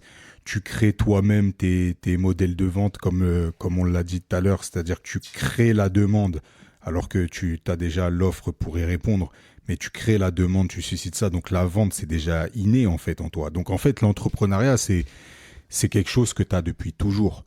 En fin de compte, c'est pas inné. En fin de compte, c'est à l'époque, tu as intérêt de s'en sortir. C'est obligatoire. C'est obligatoire, sinon tu n'as pas le choix. Mais tu es obligé de trouver une solution pour... Mais je suppose que la plupart des gamins avec qui tu étais sur cette plage-là, ils n'ont pas ton parcours. Donc, j'ai plus de nouvelles. Tu es obligé, mais tu fais partie de ceux qui sont allés au bout du processus. Et comme tu le dis, en arrivant en France, il y a un moment où tu t'es oublié, mais finalement, il y a un moment où tu reprends le dessus. Et là, tu sens que ta compétence, elle est viable, qu'il y a un modèle économique parce qu'on t'embauche là-dessus. À quel moment tu te dis justement de quoi ça part le fait de vouloir vraiment travailler pour toi? C'est simple, parce que j'ai envie de gagner de l'argent. Ok. Bon, j'ai envie de gagner de l'argent. On est en phase ici. Parce que j'ai envie d'avancer. Parce que quand tu travailles chez quelqu'un, c'est-à-dire, tu ne peux pas faire plus. C'est-à-dire, tu gagnes de temps. Ouais, t'es ton salaire. C'est fini, tu ne peux pas faire plus. C'est-à-dire, tu avances tout doucement. Et moi, j'ai envie de gagner, j'ai envie d'en sortir, j'ai envie d'avancer. Je n'ai pas envie de stagner. Et pour avancer, c'est-à-dire la meilleure solution, il faut travailler parce que je sais ma capacité. Je dis, je peux faire plus parce que toute l'énergie que je donne au patron, je dis, pourquoi je ne les fais pas pour moi? De toute façon, je n'ai rien à perdre. Si ça ne va pas, j'ai le métier dans les mains, je rentre chez un patron, je reviens chez un patron. Bon, ça fait du bien ce que tu dis. Parce que c'est vrai que c'est des questions, on l'a traité dans pas mal d'épisodes où on parle justement des risques. Notre premier épisode, il s'appelle Liberté. Et ce que tu exprimes, c'est exactement ça, c'est-à-dire... Non, pas tout à fait. Je pense pas. C'est pas la liberté. Bah- Parce que quand tu travailles à ton compte, on dit ouais, je suis patron, je travaille à mon compte, je suis libre. Mais c'est pas vrai. T'es pas libre. En fait, ce qu'on disait, nous, dans cet épisode, la liberté, c'est qu'il y a plusieurs notions de liberté. Et cette liberté, comme on l'a définissait d'un point de vue du salaire, c'est-à-dire que tu es libre de pouvoir faire plus. Ah ouais, c'est-à-dire c'est Chose que tu pourras pas faire. Deuxième chose, tu es libre de choisir tes clients. Et on va y revenir un petit peu plus tard. Non, je ne suis pas d'accord avec toi, parce que quand tu commences de la vie, tu ne peux pas choisir les clients. Quand tu commences, non. Parce que tu es obligé d'accepter, parce que moi, ça m'est arrivé beaucoup de choses dans mon métier quand j'ai ouvert. C'était vraiment pas facile, parce que tu vois, tu travailles pour des gens que tu dis, ils ne méritent pas que je travaille pour eux. Mais tu acceptes, parce que tes enfants, ils vont crever de faim si tu ne l'acceptes pas. C'était ça ma question, là. C'est quand vous vous lancez... Quelle est la situation familiale là? C'était difficile. Vous avez déjà les enfants? J'ai les enfants et quand j'ai ouvert mon compte, Jamila commence à travailler. Et le jour que j'ai ouvert travailler mon compte, j'ai réuni mes enfants, j'ai dit écoutez mes enfants, papa il va changer le métier et peut-être ça va être difficile pour nous à la maison parce qu'il y a plein de choses que vous ne pouvez pas avoir à la maison. Ils ont quel âge à ce moment-là? La grande 10 ans. Et après, je crois... Merci pour les grands gestes. 8 ans. 9 et 7. Et 6. Et 6. Et je me souviens un truc que j'ai dit à Sherazade que j'oublie jamais de ma vie. Vraiment, c'est une fille formidable. J'ai dit à mes enfants, quand vous allez à la cantine, mangez pour deux. Pour le midi dites et que le votre soir. père est mort. Parce que peut-être le soir, on n'a rien à manger. Et un soir, je rentre et Sherazade, il ouvre son cartable. Il m'a ramené un morceau de pain. Il m'a dit, papa, je t'ai ramené un morceau de pain. Génial. Attends, parce que là, il nous sort la version... Tu n'y crois pas, c'est ça? Non, j'y crois totalement. Ah. Mais je vais t'expliquer à quel point il est filou, cet homme. Il me raconte un jour que, justement, il expliquait aux enfants, il leur a servi à manger, mais toi, tu t'es pas servi à manger. Et il dit, papa, il a rien à manger. Et il dit, j'attends que chacun me donne la moitié de leur part. C'est des maths implacables, ça. C'est des maths implacables. C'est magnifique. Non, mais j'avais envie et besoin de mettre le doigt sur ça, parce qu'effectivement, ça peut sonner beau, qu'on raconte toujours nos histoires sur j'ai pris conscience de ma valeur et puis j'ai pris en main ma liberté, etc. Mais il y a des réalités aussi qui sont, quand tu te lances, et on en a parlé quand on parlait de santé mentale, etc. Quand tu te lances, il y a quand même des facteurs extérieurs et ce que je voulais voir, c'était justement l'impact que pouvait avoir la situation familiale sur les décisions et l'inverse. C'est-à-dire que ces décisions aussi, finalement, mettent dans une sorte d'inconfort, d'insécurité financière et que peut-être que ça se réajuste à un moment donné, mais j'aimerais aussi effectivement qu'on parle de ça et à quel point en fait vous mettez dans la balance l'inconfort que ça peut générer autour de vous, le fait de dire je me lance, comment on gère ça finalement? En fin de compte, avant que je le fais, je parle avec mes enfants et avec ma femme avant, avec Tata. J'ai dit, écoute, si je travaille à mon compte, ça va être un seul salaire. Ça va être un peu compliqué, c'est-à-dire peut-être on ne part pas aux vacances. On n'aura pas la voiture, parce qu'après j'ai vendu la voiture. Il m'a dit, et les choses qu'il m'a dit bien, c'est pour ça.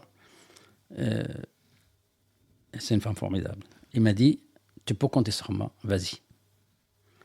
Quand une femme qui dit ça, c'est-à-dire tu n'as pas d'excuses, il faut y aller. Et là, Rocky 3, Adrienne qui dit « Bah-le ». Voilà. Et c'est comme ça que ça a lancé à travailler à mon compte. Et même pour travailler à mon compte, je n'ai pas d'argent de côté pour acheter le matériel. Et là, j'ai parti voir les fournisseurs. Déjà avant pour voir le local, je suis parti voir l'agence immobilière. J'ai dit, écoutez, ça m'intéresse le local, mais je ne peux pas vous payer. Il y a des travaux à faire et tout. Il y a le méditer et tout ça. Il m'a dit, écoutez, vous voulez quoi? J'ai dit, si vous voulez m'offrir quelques mois de loyer gratuit pour faire les travaux. Sinon, vous faites les travaux. J'ai dit, je fais moi-même les travaux. On a négocié, ils m'ont fait 6 mois de loyer gratuit. Ok. Déjà 6 mois de loyer gratuit, je peux avancer. Le problème, je n'ai pas l'argent pour acheter le matériel pour travailler. Je partais voir les fournisseurs, j'ai dit, écoutez, je vais travailler à mon compte, mais je n'ai pas pour acheter le matériel. Mais je peux acheter toute marchandise chez vous. J'achète chez personne d'autre. Il m'a dit où, je l'ai montré. Ils m'ont dit, il n'y a pas de problème. Ils m'ont donné la machine, une seule machine, et le marchandise.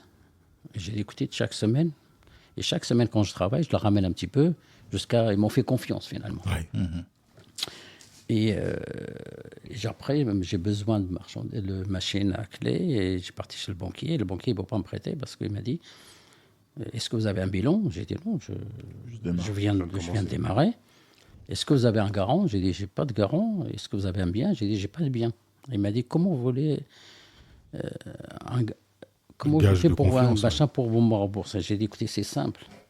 Si ça ne va pas, j'ai le métier dans ma main, j'ai un marteau et un tranché, c'est-à-dire que c'est avec ça qu'on travaille le cordonnier. Je travaille chez un patron et je vous rembourse. Il m'a dit, ok, je fais confiance. C'était vraiment je me rappelle de lui, il était à la banque CSC à la Place de France. C'est quelqu'un d'origine de La Réunion. Il m'a dit, ok, je vous fais confiance. Il m'a prêté pour acheter les 2 machines à clé. On salue Monsieur Payet. Et quand j'ai ouvert la boutique, et là le problème, j'ai pas de clientèle. Et dans le passage, je ne sais pas si vous connaissez la boutique, c'était toutes les boutiques fermées, j'étais le seul à part le restaurant Le Pizza qui est ouvert. Et personne qui passe. À Verrières-le-Buisson. À Verrières-le-Buisson. Ouais. Et qu'est-ce que je fais quand j'attends quelqu'un qui marche? Je fais toutes les machines en route et je tape dans le vide et je fais de bruit tout seul. Comme ça, pour qu'on voit, il y a l'activité. C'est-à-dire, je ne suis pas devant la porte. Parce que quand les gens y passent, ils me disent, ah, qui travaille. Et je lui dis, toute la famille, j'ai dit, donnez-moi tous vos chaussures. Et comme ça, j'ai rempli la vitrine et j'ai rempli c'est-à-dire, quand quelqu'un qui vient... Mieux vaut faire envie que pitié. C'est-à-dire, je fais Et la première fois que je fais 1500 francs, c'est un samedi, j'ai dit à mes enfants, tiens, je vous invite au restaurant. On était contents. Et ça met combien de temps avant d'arriver à... Ça fait, je commence à gagner de l'argent à partir de 3 ans. Ok. Ouais, c'est un long chemin. À ce moment-là, quand tu crées ta société, comment tu fais au niveau administratif? Tu as quelqu'un qui t'épaule, je trouve un comptable, comment tu te débrouilles de ce point de vue-là? Je ne connaissais pas grand-chose, j'ai pris un comptable. Ok. Et lui, il s'est chargé de... Quand j'ai ouvert, je n'ai pas fait en société, j'ai fait en mon nom propre. Ok. En mon nom propre, c'était plus facile parce qu'en société, il faut, je crois, il faut de l'argent pour ouvrir. À l'époque, je n'ai pas d'argent. J'ai fait en mon nom propre et je le paye tous les mois. C'est lui qui gère... C'est lui qui gère toutes les déclarations. Non, mais c'est important de le dire parce que nous-mêmes qui avons grandi ici, on est face à justement ce problème un peu administratif, de se dire c'est compliqué, c'est vrai, c'est dense, il y a beaucoup de paperasse, il y a beaucoup de trucs. Il faut s'allonger dedans pour comprendre, parce qu'on comprend. Après, ça apprend après. Si on a peur de ça, on n'avance pas non plus. Non, c'est fort. Et après, à fur et à mesure, il y a les clientèles. Alors, comment tu fidélises cette clientèle? Avec le travail bien fait, sans être prétentieux. C'est important. Il y a une anecdote où tu me disais que, mais c'est peut-être bien plus tard, qu'il y a certains cordonniers, quand il y avait une tâche qui était trop complexe pour eux, ils prenaient la commande, ils venaient la faire. Oui, jusqu'à maintenant, il y a des cordonniers qui m'envoient des clients. Derrière maintenant, ils ne le prenaient pas, ils m'envoient des clients. Ah, ils t'envoient, ok. Alors, je reviens sur la phrase de quand on est entrepreneur ou quand on monte son business, on a la liberté de choisir ses clients. Alors, au début, clairement pas, surtout s'il y a des contraintes financières. Mais avec le temps, quand on s'installe et quand on a finalement notre activité qui tourne bien, on a la possibilité, la liberté de choisir ou de refuser ses clients. Sauf que toi, tu es une boutique, on rentre dans ta boutique et puis on te demande quelque chose. Refuser un client, ça ne se fait pas. Donc toi, je suis obligé de le dire. T'es sûr? Moi, je le dis parce que moi, en fait, ça, c'est des choses qui m'ont permis de passer des caps, en fait, ces enseignements que tu m'as laissés. Tu m'as dit, quand il y a quelqu'un que tu sens pas, que t'aimes pas, qui te demande mal les choses, parce que ça, c'est des choses qui te sont arrivées, qui te traite mal et qui vient te demander quelque chose, fixe un prix tellement haut que si cette personne accepte, t'es heureux, et si elle repart, t'es heureux. T'es d'accord avec moi? Ça, j'appelle ça la liberté de choisir. Ça, tu peux pas le faire quand t'es salarié. Quand ton boss, il vient te donner une tâche, voilà. Bah après, bien sûr, tu peux t'opposer, tu peux discuter, ça reste des relations humaines, mais quand je dis que t'as cette liberté-là, t'as quand même cette liberté-là. Donc, c'est un truc où, en effet, il y a cette question de momentum, de temps dans la vie, où des fois, tu es obligé de t'asseoir un peu sur tes principes parce que le but, c'est que ça marche, ça fonctionne. Mais il y a un moment où tu reprends toutes tes notions de liberté. Moi, j'ai une petite question. Il rigole. Cette activité-là, elle dure combien de temps? Pardon? Cette activité-là, donc de cordonnier, ça dure combien de temps? Depuis quand j'ai ouvert la boutique? Ouais. J'ai ouvert le 2 avril 94. Ah oui. Et on est Ça fait 30 ans plus tard. Et à aucun moment, parce que j'ai entendu beaucoup de choses, j'entends quelqu'un qui est curieux, qui est touche à tout, qui a fait le mime, du théâtre, de la vente, enfin beaucoup de choses. À aucun moment vous ne regrettez ou vous n'avez pas envie de faire autre chose quand vous êtes là-dedans? En fin de compte, jusqu'à maintenant, je touche à beaucoup de choses. Dans mon métier, j'ai fait pas mal de trucs. J'ai pris des cours de soir à l'école Boulle. J'ai fait la maquetterie. D'accord. Là, je fais les tableaux en bois. Je fais les découpages. Je fais le tournage sur bois. Mhm. Et après, je commence à faire la broderie. Je fais les sacs et je fais la broderie en même temps. Mhm. J'ai fait pas mal d'activités dans le même métier. Moi, j'aime bien. Comme ça, j'aime pas être. J'aime bien voir les choses. Tu t'ennuies pas? Voilà, pour Moi, pas m'ennuyer. Voilà, c'est ce que j'ai senti dans votre récit. Je me disais, comme j'ai l'impression que ça fait longtemps quand même, est-ce qu'il n'y a pas un sentiment de frustration peut-être à faire la même chose? Mais j'entends là effectivement que vous l'avez diversifié et que vous avez élargi le cadre à hauteur de vos envies d'expression. Ouais. Mais même au-delà, parce que là, on parle beaucoup du pro depuis tout à l'heure, mais même dans la... Parce que moi, j'en ai pas parlé, mais c'est mon tonton aussi, Baba Mousse. On est tous ses enfants, mais c'est quelqu'un dans la vie que j'ai vu faire des choses incroyables. Un jour, on a appris qu'il avait un poulailler. L'année d'après, c'était les abeilles. Il était devenu apiculteur. Et après, c'était le potager. Et après, il s'est mis à l'accordéon. Et après, tout un tas de choses, en fait, qui... Ouais, ça me fait mal. Enfin, là, c'est vrai qu'on parlait beaucoup du pro, mais ce côté curieux, ça t'a jamais quitté, finalement. En fin de compte, moi, j'aime bien parce que...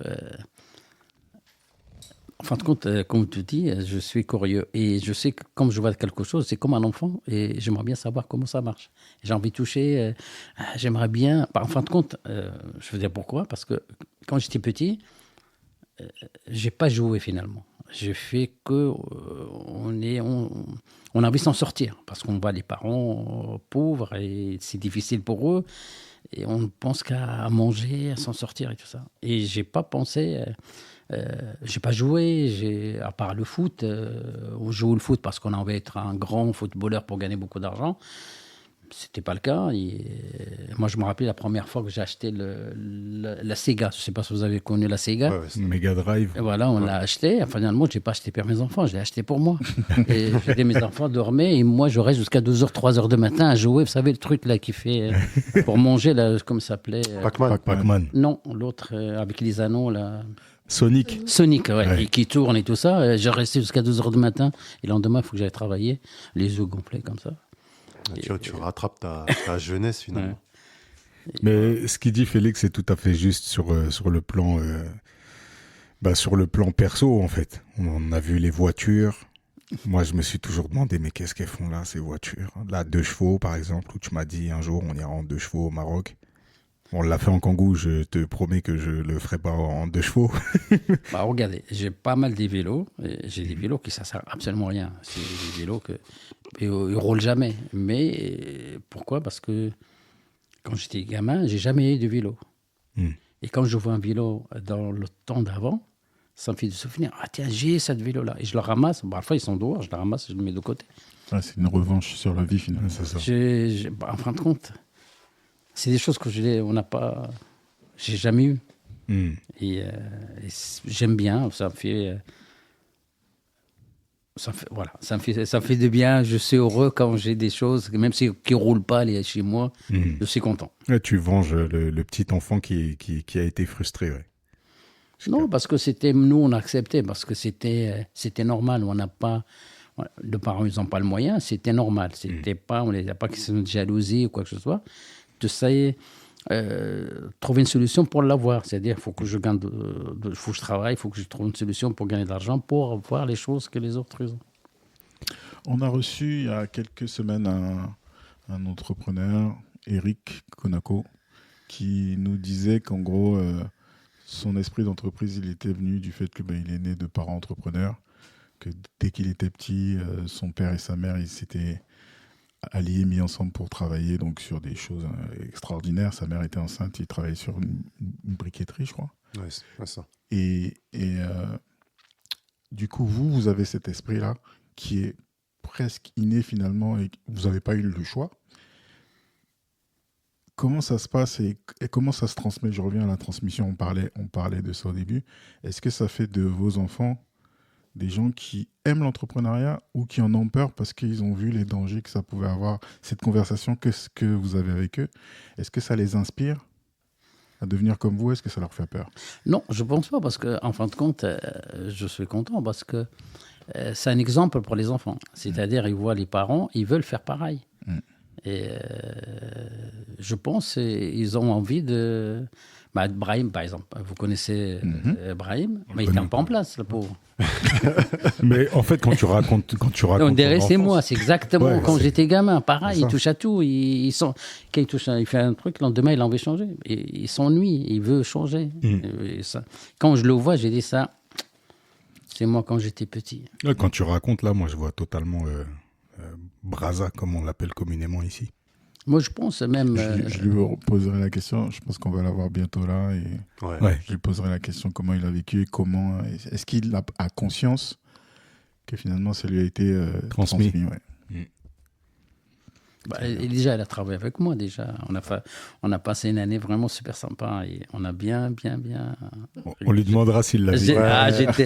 J'ai bien... Faut toujours demander dans les deux sens. J'étais vraiment heureux qu'il était avec moi pendant un petit moment et on a passé des moments super sympas. C'est des métiers d'artisans et souvent on dit, en tout cas à l'époque, c'est un métier de père en fils. C'est quelque chose qu'en fait, en vérité, on transmet. L'artisan, il transmet son savoir-faire à son enfant. Donc il y avait peut-être cette symbolique aussi qui était chère à tes yeux. Oui. Moi, j'étais content. Enfin, j'ai toujours pensé à quelqu'un, des enfants ou des filles. Maintenant, même les filles travaillent là, le cuir. Et souvent, les filles font là aussi, surtout la maroquinerie. J'étais peut-être une de deux qui vont faire mon métier. Mais ils ont choisi une voie différente. Je suis content pour eux. Mais je pense ils ont la notion à travailler leur compte. Je pense avec l'avenir, à mon avis, ils ont envie de faire quelque chose. L'avenir nous le dira. Oui. On a la chance de connaître très, très, très bien tes enfants aussi. Peut-être qu'on les... On sera là. On sera là. Moi, j'en connais une qui, pour elle, dès qu'on dit entrepreneuriat, elle a de l'urticaire. Donc, en fait, peut-être qu'elle viendra au micro nous expliquer si ça a évolué depuis le temps. On verra. Mais quand on lui a parlé d'un podcast sur l'entrepreneuriat, c'était « je ne veux pas écouter Je ne veux pas vous entendre parler de ça. Donc, est-ce que c'est parce qu'elle n'aime pas ou est-ce que c'est parce qu'elle a peur d'attraper le virus assez rapidement? J'ai ma réponse, on lui posera la question vraiment Quand il viendra nous rejoindre à ce micro. Mais Sergio, tu parlais de transmission par rapport aux enfants, et tout à l'heure, je disais qu'on était tous un peu les enfants de Baba Mousse. C'est pas pour rien qu'on l'appelle Baba Mousse, on l'appelle tonton, mais Baba Mousse, c'est parce que c'est un peu le papa ou le tonton proche de beaucoup, beaucoup d'enfants. Et c'est pour ça, d'ailleurs, que je suis très content qu'on ait au micro, parce que c'est quelqu'un qui nous a beaucoup, beaucoup accompagnés. Alors, d'un point de vue perso, parfois, parce que, comme je dis, on le connaît depuis plus de 20 ans. Mais d'un point de vue pro, c'est quelqu'un qui nous a toujours donné la confiance. Parce que quand on a commencé avec Vincent, la vidéo, on en avait parlé, nous, derrière ce micro, on avait expliqué que l'idée de base, c'était de travailler avec les artisans et de mettre en place un réseau de publicité de proximité. Et cette idée-là, elle a été soufflée, ni plus ni moins, par Baba Mousse. Clairement. Et ouais, c'est quelqu'un qui a beaucoup d'importance. Bon, en tout cas, je vais parler pour moi, dans ma vie, à ce niveau-là et à plein d'autres niveaux. Et c'est quelqu'un qui nous a toujours donné cette confiance dans le fait. Après, quand j'ai lancé un peu plus tard un business avec son fils, dans le café, et c'est quelqu'un qui a toujours été derrière nous. Et je trouve que c'est un point important, malgré l'écart de génération, parce que là, on est beaucoup, beaucoup dans et j'en profite derrière ce micro, dans le jeunisme, dans les réseaux sociaux, dans ce qui se faisait avant, c'est plus valable. Et en fait, à travers tout son parcours et les enseignements qu'il nous a transmis, sur lesquels on revient, on se rend compte que les fondamentaux, ils sont là, et ils sont chez ces gens-là qui ont de l'expérience de la bouteille et qui en font partager les autres. Donc voilà, je tenais à te passer cette petite, ce grand même remerciement pour tout ce que tu as fait. Et c'est tout. Depuis tout à l'heure, en fait, on discute et j'entends un peu dans ce que vous dites. Ah oui, ben, c'est vrai qu'on est très sur le pro, mais il y a beaucoup de choses à dire sur le perso. Bah, les gars, si vous avez des anecdotes, balancez, parce que moi, je ne sais pas. Ouvrez. Il y en a beaucoup, la boîte des anecdotes. de Pandore, je sais pas. On est là pour ça. Non Moi, quand j'entends Baba Mousse, j'entends depuis son enfance cette envie d'aller de l'avant, l'envie d'augmentation en fait. Augmentation de son niveau de vie, de ses activités, de son territoire, augmentation de son patrimoine, de sa famille, le fait d'aller de l'avant, de progresser. Et si on va dans le perso, Pourquoi tu rigoles? je rigole parce que c'est le genre d'homme qui te dit pas forcément, qui vient pas te donner des conseils toutes les 4 minutes. Par contre, quand il t'en donne un, ça change radicalement ta life, tu vois. Donc, je vais pas aller plus en profondeur dans quoi ça a changé ma life. Ah, Mais on est là pour ça. Là, c'est un virage à 260 degrés en me disant tout simplement un moment où finalement j'allais pas bien, mais j'affichais une apparence de solidité hors norme alors que j'allais clairement pas bien. Et il a vu que j'allais pas bien parce qu'il y a des gens à qui on peut pas forcément mentir. Et puis, il est jamais venu me voir pour me dire, t'es jamais venu me voir pour me dire, mon garçon, ceci, cela, il faut faire comme ci, il faut faire comme ça, ou quoi que ce soit. Mais un jour, tu m'as dit, est-ce que je peux te parler 2 secondes? Donc déjà, tu m'as demandé l'autorisation de venir me parler. Et ça, c'est un gage aussi de confiance. Et donc, bien sûr, j'ai accepté. Et puis, tu m'as posé une question ultra rhétorique. Hein. Dit, comment ça va? Alors, comment ça va? Et puis, j'ai commencé à sortir mon baratin et tu m'as dit, non, mais comment ça va? Je t'ai dit, ça pourrait aller mieux. Et tu m'as dit, en gros, ne perds pas ton temps et ne le fais pas perdre à d'autres. Et voilà, depuis ce jour-là, j'ai changé radicalement de braquet, comme on dit, et ma vie est devenue autre chose. Et je vois depuis cette phrase-là, ne perds pas ton temps et ne le fais pas perdre aux autres, finalement, cette notion d'augmentation qui est devenue la mienne. C'est-à-dire qu'à ce moment-là, je l'ai déjà dit dans un des épisodes, mais j'avais pas de toit à moi, une maison forcément à moi. Et depuis, j'ai une maison, j'ai une femme, j'ai des enfants, j'ai des sociétés. Et ça n'existait pas avant cette phrase. Parce que tu as envie de le faire aussi. Ouais, c'est en moi, mais c'est vrai qu'il faut des gens qui viennent soit te révéler ce que tu as en toi, mais que tu as dissimulé, soit des gens qui te tendent la main ou qui te donnent la bonne phrase, en fait, la bonne impulsion, tu vois. À un moment, on t'a appelé le fils du boucher et tu t'es rappelé de qui t'étais. Et là, c'était pareil, tu vois, cette notion de ne perds pas ton temps parce que tu mérites mieux et les autres méritent mieux que ce que tu peux offrir aujourd'hui. Et ça, c'était un truc, pour moi, très important, très symbolique. Je vais prendre le relais sur ça et on a fait un épisode qui nous tenait à cœur aussi sur la sensibilité, voire l'hypersensibilité. Et le fait de pouvoir lire entre les lignes et d'avoir l'intuition d'aller dans telle ou telle direction. Moi, ce que j'entends, c'est que ce monsieur Vincent, donc, il dissimulait quelque chose et il dit que vous l'avez vu. Comment vous avez fait ? Parce que c'est un garçon que presque il a grandi à la maison, parce qu'il était toujours à la maison. Et quand tu vois quelqu'un, par exemple ton fils ou ta fille, tu sais à quel moment qu'il n'est pas bien. Et ça, vous le voyez comment, si vous devez le décrire ? Parce que son attitude. Et voilà, il n'était pas joyeux comme avant, parce que je le connais, il était joyeux. On nous voit un enfant qui a un problème. Quand on voit un enfant, on sait tout de suite qu'il y a quelque chose qui ne va pas.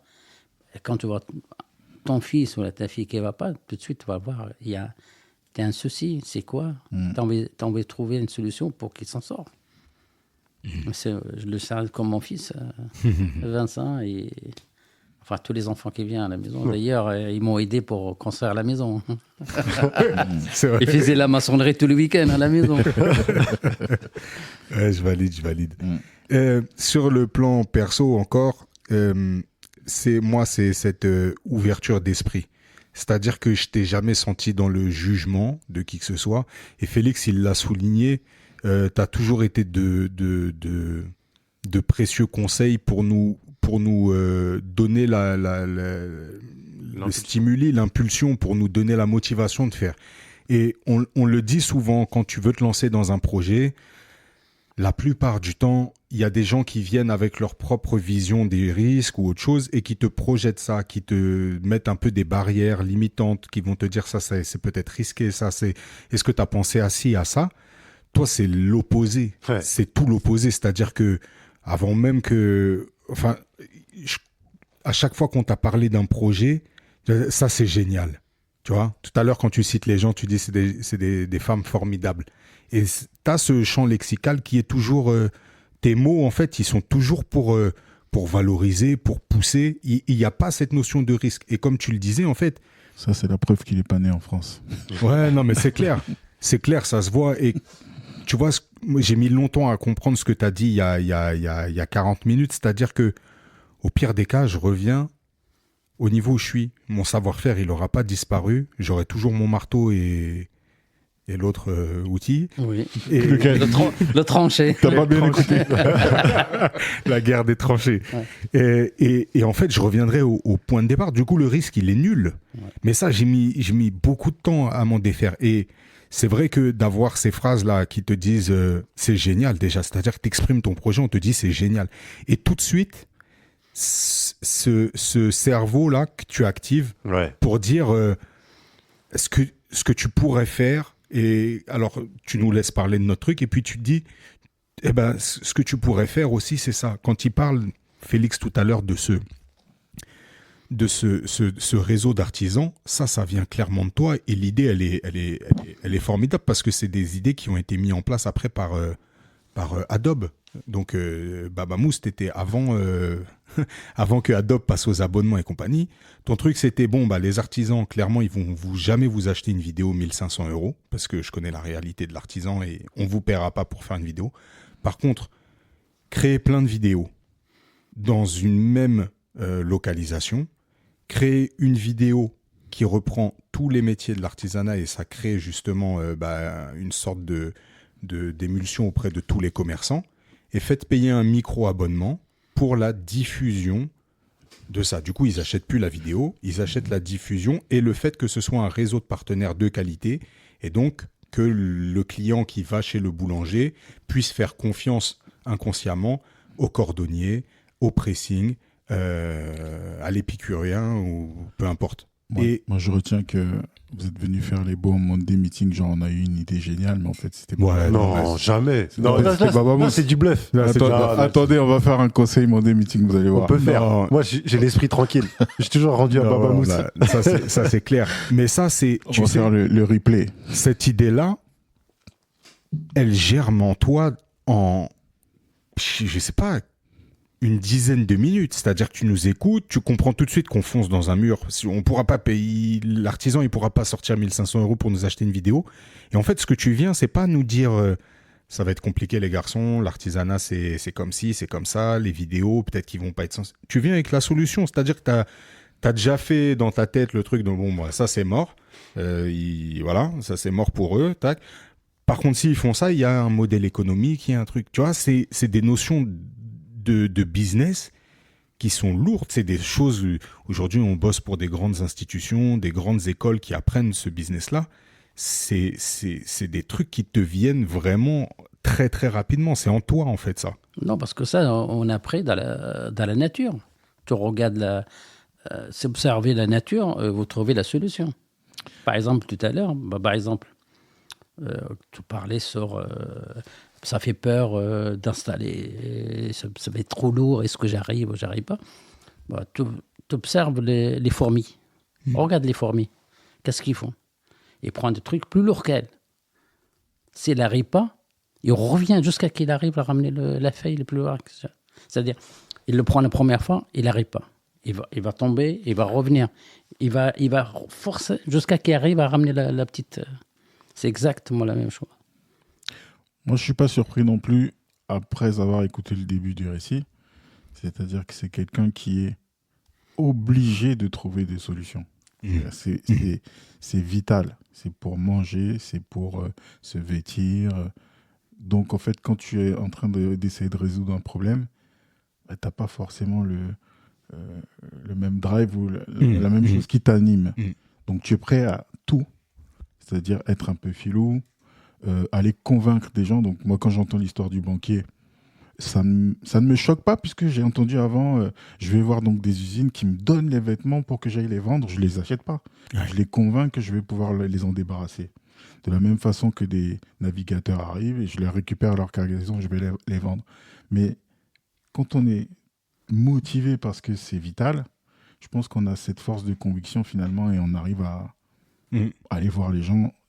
Nous, on va appeler ça au culot, mais en fait, quand tu n'as pas le choix, ça devient finalement quelque chose d'ancré. Donc, ça ne me surprend pas. C'est exceptionnel et formidable comme récit, mais pour moi, tout est logique depuis le début, quoi. Tu as fait quelque chose qui est important. Quand tu t'es installé dans cette boutique-là, tu as acheté les murs de cette boutique. À quel moment ça intervient, ça, après En fin de compte, avant que j'achète les murs, j'ai réfléchi 3-4 ans après. J'ai dit, tiens, je paye le loyer pour rien. Parce que 3 ans, à partir de 3 ans, je commence à gagner de l'argent et la boutique commence à... Et en même temps, grâce à quelqu'un, une dame qui est décédée, ça fait un petit moment, c'est elle qui m'a aidé pour s'en sortir. C'était Jean, je ne sais pas que vous connaissez Jean. Oui. Ouais. Sa femme, il s'appelle Calou. Eux, ils travaillaient dans la chaussure. Ils fournissent tous les magasins de Paris. Ok. Ils ont besoin d'un cordonnier pour réparer les défectueux. Ok. Mais c'est eux qui m'ont... C'est grâce à la boutique qu'ils m'ont trouvé et ils me donnaient tous les mois des chaussures défectueuses à faire. Et c'est grâce à eux, pendant 3 ans, qu'ils m'ont fait tenir la boutique pour s'en sortir. Et à partir de 3 ans, je commençais à gagner de l'argent. J'ai dit, tiens, la 4e année, ça commence, le bilan commence à bouger et tout ça. J'ai dit, maintenant, je ne peux pas payer le loyer pour rien, parce que chaque fois, le loyer augmente. J'ai dit, je ne peux pas travailler que pour le propriétaire. J'ai appelé le propriétaire, j'ai dit, si un jour vous voulez vendre, je suis intéressé. Il m'a dit, oui, moi j'ai envie de vendre parce que toutes les boutiques à côté, ça ne marchait pas. Ouais. Et souvent, le loyer, les gens, ils ne payent pas le loyer et tout ça. Il m'a dit, j'ai envie de me débarrasser. J'ai mis une proposition et il était d'accord. Et j'ai dit, là, le problème, je n'ai pas d'argent pour le payer, pour faire un crédit. Alors, comment tu l'as convaincu? Là, j'ai dit, c'est bon, j'ai saigné, j'ai fait un machin de vente. Préavis de vente, ouais. Et j'ai parti chercher les banques. J'ai demandé à ma banque à côté, avec qui je travaillais, Il m'a dit, il n'y a pas de problème et tout. Mais quand tu fais un machin de vente, je crois... Compromis, oui. Je parle 2 mois, je crois. Ouais, c'est ça. 2 mois... Avant de se rétracter. Ouais. ouais. Et moi, à la banque, il m'a dit, OK, pas de souci. Et j'attendais. 1 mois, 1 mois et demi. Quand j'ai parti, la banque, il ne me répond pas. Et, il me restait 10 jours. Et là, je commence à mettre des dossiers à toutes les banques. Sauf la banque. Il y a une banque que pour moi, à l'époque, ce n'était pas une banque, que je n'ai pas posé un dossier. C'était la banque avec le petit animal, là, comment ça s'appelle? L'écureuil. L'écureuil, voilà. Caisse d'épargne. Non, oui, Caisse d'épargne. les caisses d'épargne. Pour moi, je croyais que ce n'était pas une banque. Je croyais que c'était une caisse d'épargne, les gens ils mettent de l'argent de côté. Ok. Et moi, il m'a dit, est-ce que tu as été à la caisse d'épargne? J'ai dit non. Il m'a dit, c'est une banque, si tu veux, va poser le dossier. Bon, je pose le dossier. C'était un jeune qui vient, c'est lui qui s'occupe de mon Ton dossier. dossier. Et il m'appelle, je pose le dossier aujourd'hui. Et le lendemain, je reçois un coup de fil. Il m'a dit, Monsieur Lamguimard, est-ce qu'on peut prendre rendez-vous pour le... Je dis oui, il n'y a pas de souci, quand vous voulez. Il prend rendez-vous, je donne l'adresse, il vient, il regarde la boutique. Et on commence à discuter. Il m'a dit, comment vous pensez à financer le crédit? Mais j'ai dit, écoutez, c'est simple. Je paye le loyer plus cher que le crédit. Et j'ai dit, c'est-à-dire, si je paye un loyer plus cher que le crédit, c'est-à-dire je suis capable de payer le crédit. Elle m'a dit, est-ce que vous avez un garantie? J'ai dit non, mais je suis capable de payer le loyer, le crédit. Elle m'a dit, ok, je vais aller regarder ça, je vous appellerai dans 24 heures. Et entre-temps, c'est-à-dire toutes les banques, il y a des banques jusqu'à maintenant, ils ne m'ont jamais répondu. Hein. En 24 heures, il m'appelle, me dit, Monsieur Lamguimard, est-ce que vous êtes d'accord de travailler avec nous? J'ai dit, il n'y a pas de souci. J'ai dit, écoutez, tous les comptes que j'ai ailleurs, je fais chez vous. Transfert. Et ils venu me voir, on a serré la main, j'ai dit, c'est bon. Je travaille avec vous, je signe. Et j'ai dit, mais j'ai blessé. Il m'a dit, vous inquiétez pas, tous les comptes de la banque que vous avez, mais je me fais le nécessaire. Il envoie tous les papiers. Le soir même, la banque que j'ai posé ma banque, il m'appelle. Il me dit, oh, Monsieur Lamguimard, c'est bon, on va vous prêter de l'argent. J'ai dit, non, c'est trop tard. J'ai dit, ça y est, j'ai mis la parole avec quelqu'un, je ne peux pas changer. Il m'a dit, oui, on va baisser les taux et tout. J'ai dit, même si vous me faites à 0, je ne travaille pas avec vous. J'ai dit, donnez la parole, c'est fini. Même le directeur, il m'appelle. J'ai dit, non, c'est bon, c'est fini, je ne travaille plus avec vous. Parce que j'ai tombé sur des gens qui veulent travailler aussi, qui veulent bosser. Ils m'ont fait confiance. Et c'est grâce à ça que j'ai acheté la boutique. Ça, c'est un truc qui est revenu justement dans notre vécu. C'est que je t'ai vu fort sur la valeur que les gens t'accordent. Et quand ça se passe pas dans ce sens-là, quand quelqu'un te néglige ou autre, tu as cette force-là d'envoyer du répondant dur. Et ça s'est manifesté sur des achats peut-être, où tu rentrais dans des magasins où tu peux rentrer avec la blouse ou Ouais, tu viens juste de faire les travaux parce que tu as cette magie-là d'avoir des accoutrements hors normes. En témoigne le fameux chapeau mexicain que tu trimbales de temps à autre pour faire le jardinage. Et tu vas acheter une moto. Mais toi, la moto, tu veux l'acheter cash, tu veux l'acheter neuf, tu veux pas faire un crédit sur quoi que ce soit. Et tu as ce vendeur-là ou un vendeur qui finalement ne t'accorde pas l'attention qu'il devrait t'accorder ou qu'il devrait accorder à chacun. Parce que l'image qu'on donne, elle n'est pas... C'est ça. En fin de compte, je fais 2 choses, moi. Quand je suis client, je ne m'habille pas bien. Pourquoi? Parce que pour voir comment je suis Traité. Quand je vends quelque chose, je m'habille bien. Ah ouais, ça c'est clair. Parce que pour donner à la valeur de mon produit que je vends. Parce que quand tu fais le contraire, c'est pas bon. Et c'est comme ça que et quand je vois quelqu'un qui me traite mal, j'ai dit, il ne mérite pas que je les fais travailler. Et donc, Sergio demandait des anecdotes sur la vie perso. Il y a un enseignement qui est fort. Tu l'as dit tout à l'heure, on a construit en partie ta maison. C'est vrai, tous les week-ends, vous travaillez avec. Voilà. Donc, on faisait la terrasse, on faisait le premier étage. Bref, on a mis les mains dans le béton et c'était un plaisir ces moments-là où on se retrouvait. Mais il y avait certaines tâches qui étaient plus complexes que d'autres, à savoir des tâches de maçonnerie où il fallait faire un mur. Voilà. Donc, pour ça, tu faisais appel à des maçons. Et la plupart du temps, ça se passait très bien. Et j'ai en tête une fois où il y avait 3 maçons, donc peut-être un maçon que tu connaissais un peu et qui avait ramené 2 gars à lui. Et ce jour-là, j'étais face à donc 3 maçons qui parlaient mal. Ils parlaient mal, ils étaient outranciers, ils étaient un peu racistes, mais comme des beaufs, quoi. Je me souviens. Tu vois ? On n'est jamais un peu raciste. Hein ? On n'est jamais un peu raciste. Ouais, non, c'était tu sais, le racisme de beauf, quoi. Tu sais, où tu fais la blague sur le couscous, les trucs de merde, là. Ils étaient racistes. Voilà. Voilà. Et moi, le sang, il montait en moi. Je me rappelle, c'est un dimanche matin. Ouais. Et je sentais qu'à un moment, j'allais déraper, tu vois.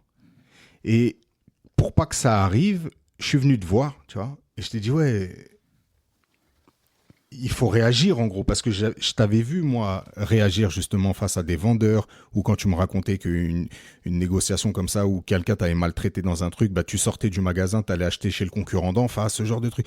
Et là, je me disais, mais attends, mais là, ils sont chez lui, et ils parlent comme ça, il y a un moment, je vais en gifler un, tu vois. Et je te dis, ouais, tonton, c'est des ouf, truc, nanani, hein. Et tu m'as regardé avec un calme, très très calme, et tu m'as dit, regarde mon garçon, ils parlent mal, ils sont mal élevés, mais ils construisent ma maison.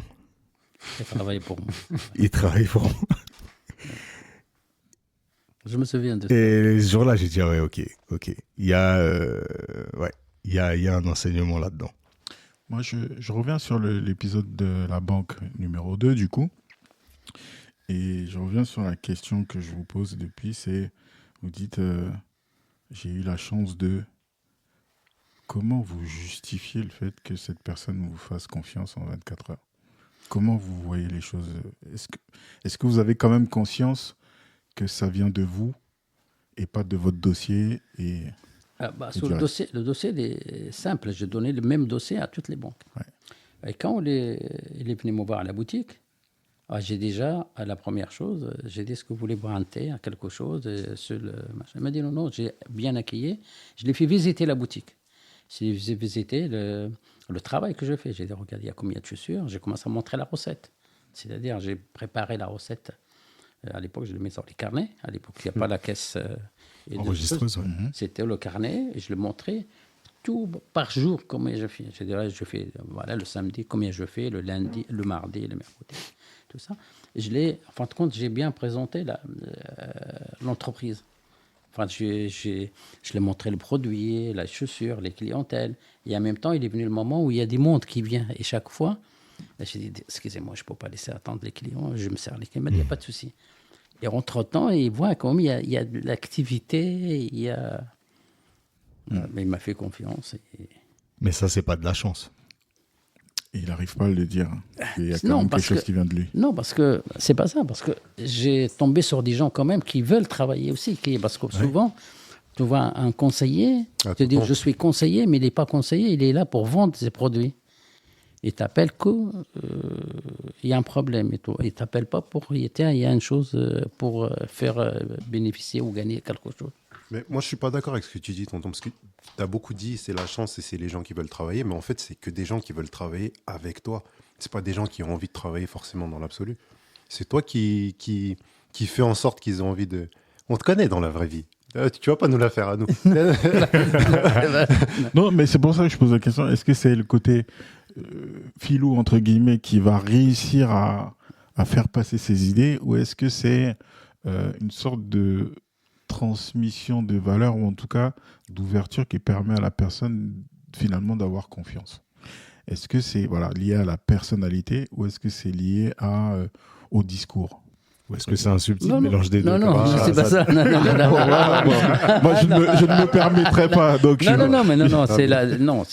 n'y a pas de question de philo ou quoi que ce soit. C'est question de Non, mais la vérité, de la T'es réalité. modeste, t'es très modeste, tonton. Moi, j'ai vu, même quand on était sur les marchés avec ton fils, t'es venu quelques fois, même plusieurs fois, et t'es quelqu'un dont les gens se rappellent et vers qui les gens vont très facilement. Les gens, ils ont parlé de toi pendant bien longtemps après ton départ. Et dans ta façon de te comporter, toujours avec beaucoup de bienveillance, de respect, d'amour, même pour des gens que tu connais pas. Et tu vas facilement vers les autres. Et donc, moi, tu veux pas donner la réponse depuis tout à l'heure, tu fais le modeste, mais moi, je sais c'est vrai qu'il y a un petit... Je l'ai posé Ouais. au moins 5 fois. Au moins 5 fois, il n'a pas voulu répondre. Mais il y a un petit côté filou, c'est sûr. Mais à ce que tu dégages et la personne que tu es foncièrement, c'est-à-dire quelqu'un de bon et quelqu'un qui veut le bien des autres aussi. Et ça ment pas. Les gens, ils peuvent pas rester insensibles à ça. Moi, je me racontais quand j'ai ouvert la boutique, pour que déjà les commerçants ils me connaissent. Et à l'époque, c'était à 3 cafés où je suis. Ouais. Et tous les jours, je prends un café, un croissant, c'est les 3 cafés. C'est-à-dire, je prends ici un café et un croissant. Je vais là-bas, je prends un café, un croissant, un café, un croissant. Tous les jours, je viens. Et tous les jours, je discute. Je suis le cordonnier à côté pour rencontrer. Et c'est comme ça pour rencontrer les gens de village pour montrer aussi que tu participes dans l'économie de la ville où tu travailles. Vous n'êtes pas là que pour gagner de l'argent, mais vous êtes là aussi pour faire travailler les autres. Très bien. J'ai entendu un mot clé tout à l'heure, c'est quand tu devais acheter ta moto. Donc, je sais que j'ai discuté avec Brahms, qui est un fou de moto, qui part dans des virées comme ça. J'imagine qu'il y a aussi une transmission à un moment donné de là, et qui disait, en fait, c'est pas ma moto, c'est la moto de mon papa. Donc, c'est de celle-là qu'on parle. C'est ça. Ok. Pourquoi la moto? Quel rapport avec la moto? Qu'est-ce que ça vous procure? La moto, en fin de compte, depuis que j'étais petit, j'ai aimé la moto. Et à l'époque, on n'a pas le moyen déjà de rouler. Si déjà on roule avec une mobilette, c'est déjà pas mal. Et les parents, ils n'aiment pas. Il y a 2 choses qu'ils n'aiment pas, mes parents. Rouler en moto et faire de la musique. Je rigole parce que j'ai la fin du film. Parce que faire de la musique, c'est mal vu, c'est des gens qui font travailler.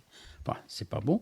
Et la moto, c'est dangereux parce que si tu tombes malade, tu fais un accident, on n'a pas le moyen de te ramener chez le médecin et de s'occuper de toi. Je rentre en France, c'est marié. Ma femme, il ne veut pas que je roule en moto parce qu'il y a les enfants petits et tout ça. Quand mes enfants sont grandis, j'ai passé mon permis. Et là, enfin, j'étais heureux. Et depuis la dernière où vraiment j'étais bien, quand j'ai parti au mois d'avril en moto, j'étais vraiment heureux. En road trip. Oui. Explique-nous la musique, là, je commence à jouer un petit peu la musique. Ça me fait de bien de jouer la musique. Alors, explique-nous un petit peu ce voyage-là, parce que ça fait longtemps que tu parles de voyage, qu'on sent que tu as un besoin d'évasion. Moi, tu m'as rejoint sur 2 étapes qu'on a fait ensemble sur un de mes voyages en vélo. Oui, c'est un truc que tu as commencé à faire, tu as fait beaucoup de vélo, tu as commencé à vouloir justement t'évader, et puis là, tu as accompli ce voyage-là. Parle-nous de ce voyage que tu as fait. En fin de compte, moi, le voyage, c'était vélo, en moto ou à pied. Pour moi, c'est pareil. Plus je vais dans l'âge, plus j'ai besoin de confort. C'est-à-dire, on a moins de la force marcher loin à pied ou à vélo. Mais en moto, c'était vraiment agréable. Pourquoi? Parce que mon rêve, ça fait longtemps, j'aimerais faire un voyage sans destination et sans quand je reviens. C'est-à-dire, je sais quand je pars, mais je ne sais pas quand je reviens. Mais le problème, je ne peux pas le faire parce que j'ai une famille. Je ne suis pas tout seul, parce que si je le fais, c'est-à-dire je pense être égoïste et pas penser aux autres. Parce qu'après, moi je croyais quand je voyage tout seul et partir, c'est-à-dire je suis libre. Finalement, on n'est pas libre, parce que tu as des familles derrière, il faut justifier où tu y es. Et c'est pour ça, d'ailleurs, je fais des vidéos tous les jours pour voir où je suis, partout, qu'est-ce que je fais et tout, parce qu'ils s'inquiètent. C'est pas parce qu'ils me font pas confiance, parce qu'ils ont peur. Ils s'inquiètent pour moi. Et moi, mon rêve, c'était partir sans donner de nouvelles à personne. Mais je ne peux pas le faire. Ouais. Mais là, tu as quand même fait quelque chose de balèze. Donc, tu es parti de la région parisienne et tu es allé jusqu'au Maroc en moto. Oui, j'étais vraiment heureux. En passant que par des départementales ou des nationales, c'est ça? Oui, j'ai décidé de pas donner de l'argent à l'autoroute, déjà. Voilà. Parce que, déjà, ça fait la route droite et on ne voyait rien. Moi, j'ai vraiment choisi les routes de campagne. Parce que les routes de campagne, c'est agréable, c'est sympa. Et après, chaque fois que je m'arrête dans un endroit, je fais des rencontres formidables, géniales. C'est plein de souvenirs de ce voyage-là. Donc, tes parents t'interdisaient la moto et la musique. Ouais. Et là, l'accessoire principal que tu as pris sur ta moto, c'est l'accordéon, la musique. Et d'ailleurs, quand j'ai parti, j'ai montré à maman la moto. Et là, je jouais un peu l'accordéon. Ma mère m'a dit, jamais tu reviens avec la moto.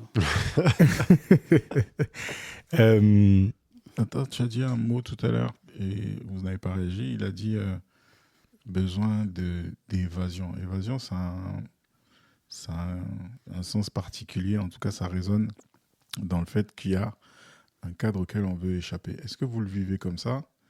Ou est-ce que, moi, quand j'entends le récit, j'ai l'impression qu'il y a un voyage qui a commencé il y a très longtemps, qui s'est arrêté à Austerlitz, puis finalement autour, et qui n'est pas encore terminé. Bon, est-ce que c'est l'évasion, j'ai envie de m'échapper, de laisser les enfants, la femme, etc., faire ce que j'ai envie de faire? Ou est-ce que finalement, c'est j'ai mis un truc sur pause, que je continue maintenant? En fin de compte, c'est ça, ouais. Mais je ne peux pas le faire, parce que maintenant, je ne suis pas tout seul. Ouais. Parce qu'avant, quand je suis arrivé tout seul, j'ai rien derrière moi. D'ailleurs, moi, quand je suis parti, mes parents, pendant 5 ans, ils ne savent pas où je suis. C'est-à-dire... et j'ai envie de continuer maintenant à faire la même chose. Mais je ne pourrai jamais le faire. Parce que j'aime ma famille.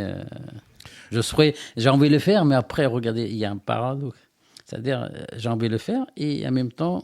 il ne faut pas le faire, parce que si je le ferais, je serais triste. Parce qu'après, 3 jours après, il faut que j'appelle ma famille pour voir si tout le monde va bien ou pas. Il y a une solution, ça s'appelle le camping-car. On embarque tout le monde.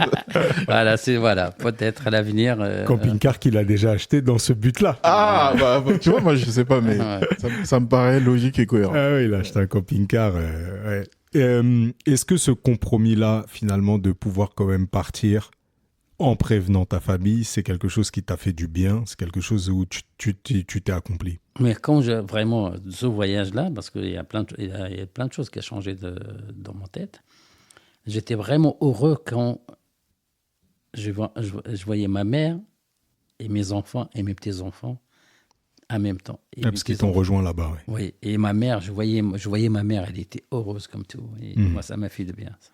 Finalement, c'est une sorte de fin de voyage, comme le disait Sergio, parce que t'es revenu à la base, en fait, sur ce voyage-là. T'es revenu chez ta mère. Tu l'as dit de façon très naturelle et comme si c'était normal, mais pendant 5 ans, tes parents ne savaient pas où tu étais. Ouais. Pourquoi tu les as pas prévenus? Comme je reviens, je suis m'oublier moi-même. C'est-à-dire, j'ai coupé tout. J'ai dit comme ça... Enfin, je ne l'ai pas fait exprès. J'ai trouvé la liberté, déjà. Mais ils savaient que tu partais dans un autre pays ou pas? Ma mère, quand je prends le train, elle est venue avec moi jusqu'à la gare, il pleurait. D'accord. C'est elle, le seul qui est venu avec moi jusqu'à que je prends le train. C'était à l'époque à Casablanca. On était là. Casaport. Ok. Et ma mère, elle pleurait. Je dis, t'inquiète pas. Je reviens. Dans 5 ans, je t'appelle. Non, à l'époque, je ne peux pas vous expliquer comment, parce que de ma tête, il y a des découvertes. Parce qu'on va découvrir dans un endroit que je ne connais pas. Et tu as plein de trucs dans la tête, tu ne sais pas comment... Des choses qu'on a vues dans les films, on se pose des questions. On peut envoyer plein de questions. Super. Peut-être la question finale, c'est cette boutique. Donc finalement, vous avez les murs, vous travaillez là-dedans. Là, on parle d'évasion, donc j'imagine qu'à un moment donné, vous arrêtez. Là, Comment ça se passe aujourd'hui? je passe déjà, avant, je travaillais 7 jours sur 7. D'accord. Et là, je travaille 4 jours sur 7. Ok. Et bientôt, je vais travailler 3. Et je vais les réduire petit à petit parce que j'attends Tata. Il reste quand même 2 ans de travail. Et quand Tata il arrête de travailler, j'arrête. C'est marrant, j'ai l'impression que ça fait 5 ans que je t'entends dire je suis à la retraite en septembre. Non, ce qui est marrant, c'est qu'on a fêté ta retraite il y a quoi? Ouais, c'est pour ça que je pose la question. C'est que j'ai cru entendre ça. Donc, c'est vrai que ça. On a fêté ta retraite il y a 6 mois. Ah, c'est incroyable. Oui, Qu'est-ce que c'est ça? passe. C'est ça? Ouais. Oui, ça passe vite, mais tu continues à travailler. ça passe tellement vite que ça revient. Et du coup, on fait quoi? On fête pendant encore 2 ans? C'est quoi le projet? Ouais. Jusqu'où ça c'est va? bien. C'est quoi la fin de cette histoire de la boutique? Comment tu le vis? Comment tu vois les choses? Je vois, en fin de compte, comment je vais aller faire, ça va être vraiment bien. Parce que je ne vais pas couper le jour, le lendemain, je m'arrête. Mhm. C'est-à-dire, je vais aller réduire au fur et à mesure. Je pense que ce sera plus simple pour moi. Parce que vous prenez quelqu'un qui a travaillé toute sa vie et le jour au lendemain, dit hop, tu t'arrêtes de travailler, on va te donner de l'argent et tu vis comme ça. Je pense que ça va être un peu plus compliqué que s'arrêter au fur et à mesure. Réduire tout doucement. Et la symbolique de laisser la boutique, c'est quelque chose qui te pèse, que tu anticipes, que tu appréhendes, ou bien tu n'as pas plus d'attachement que ça? Non. C'est bon, j'ai remercié la boutique parce que grâce à cette boutique-là, il m'a nourri. C'est un membre de la famille, la boutique. Oui, il m'a nourri, et ma famille et moi. Et je vais être un peu triste parce que Bien sûr. je passe plus ma vie à la boutique qu'à la maison.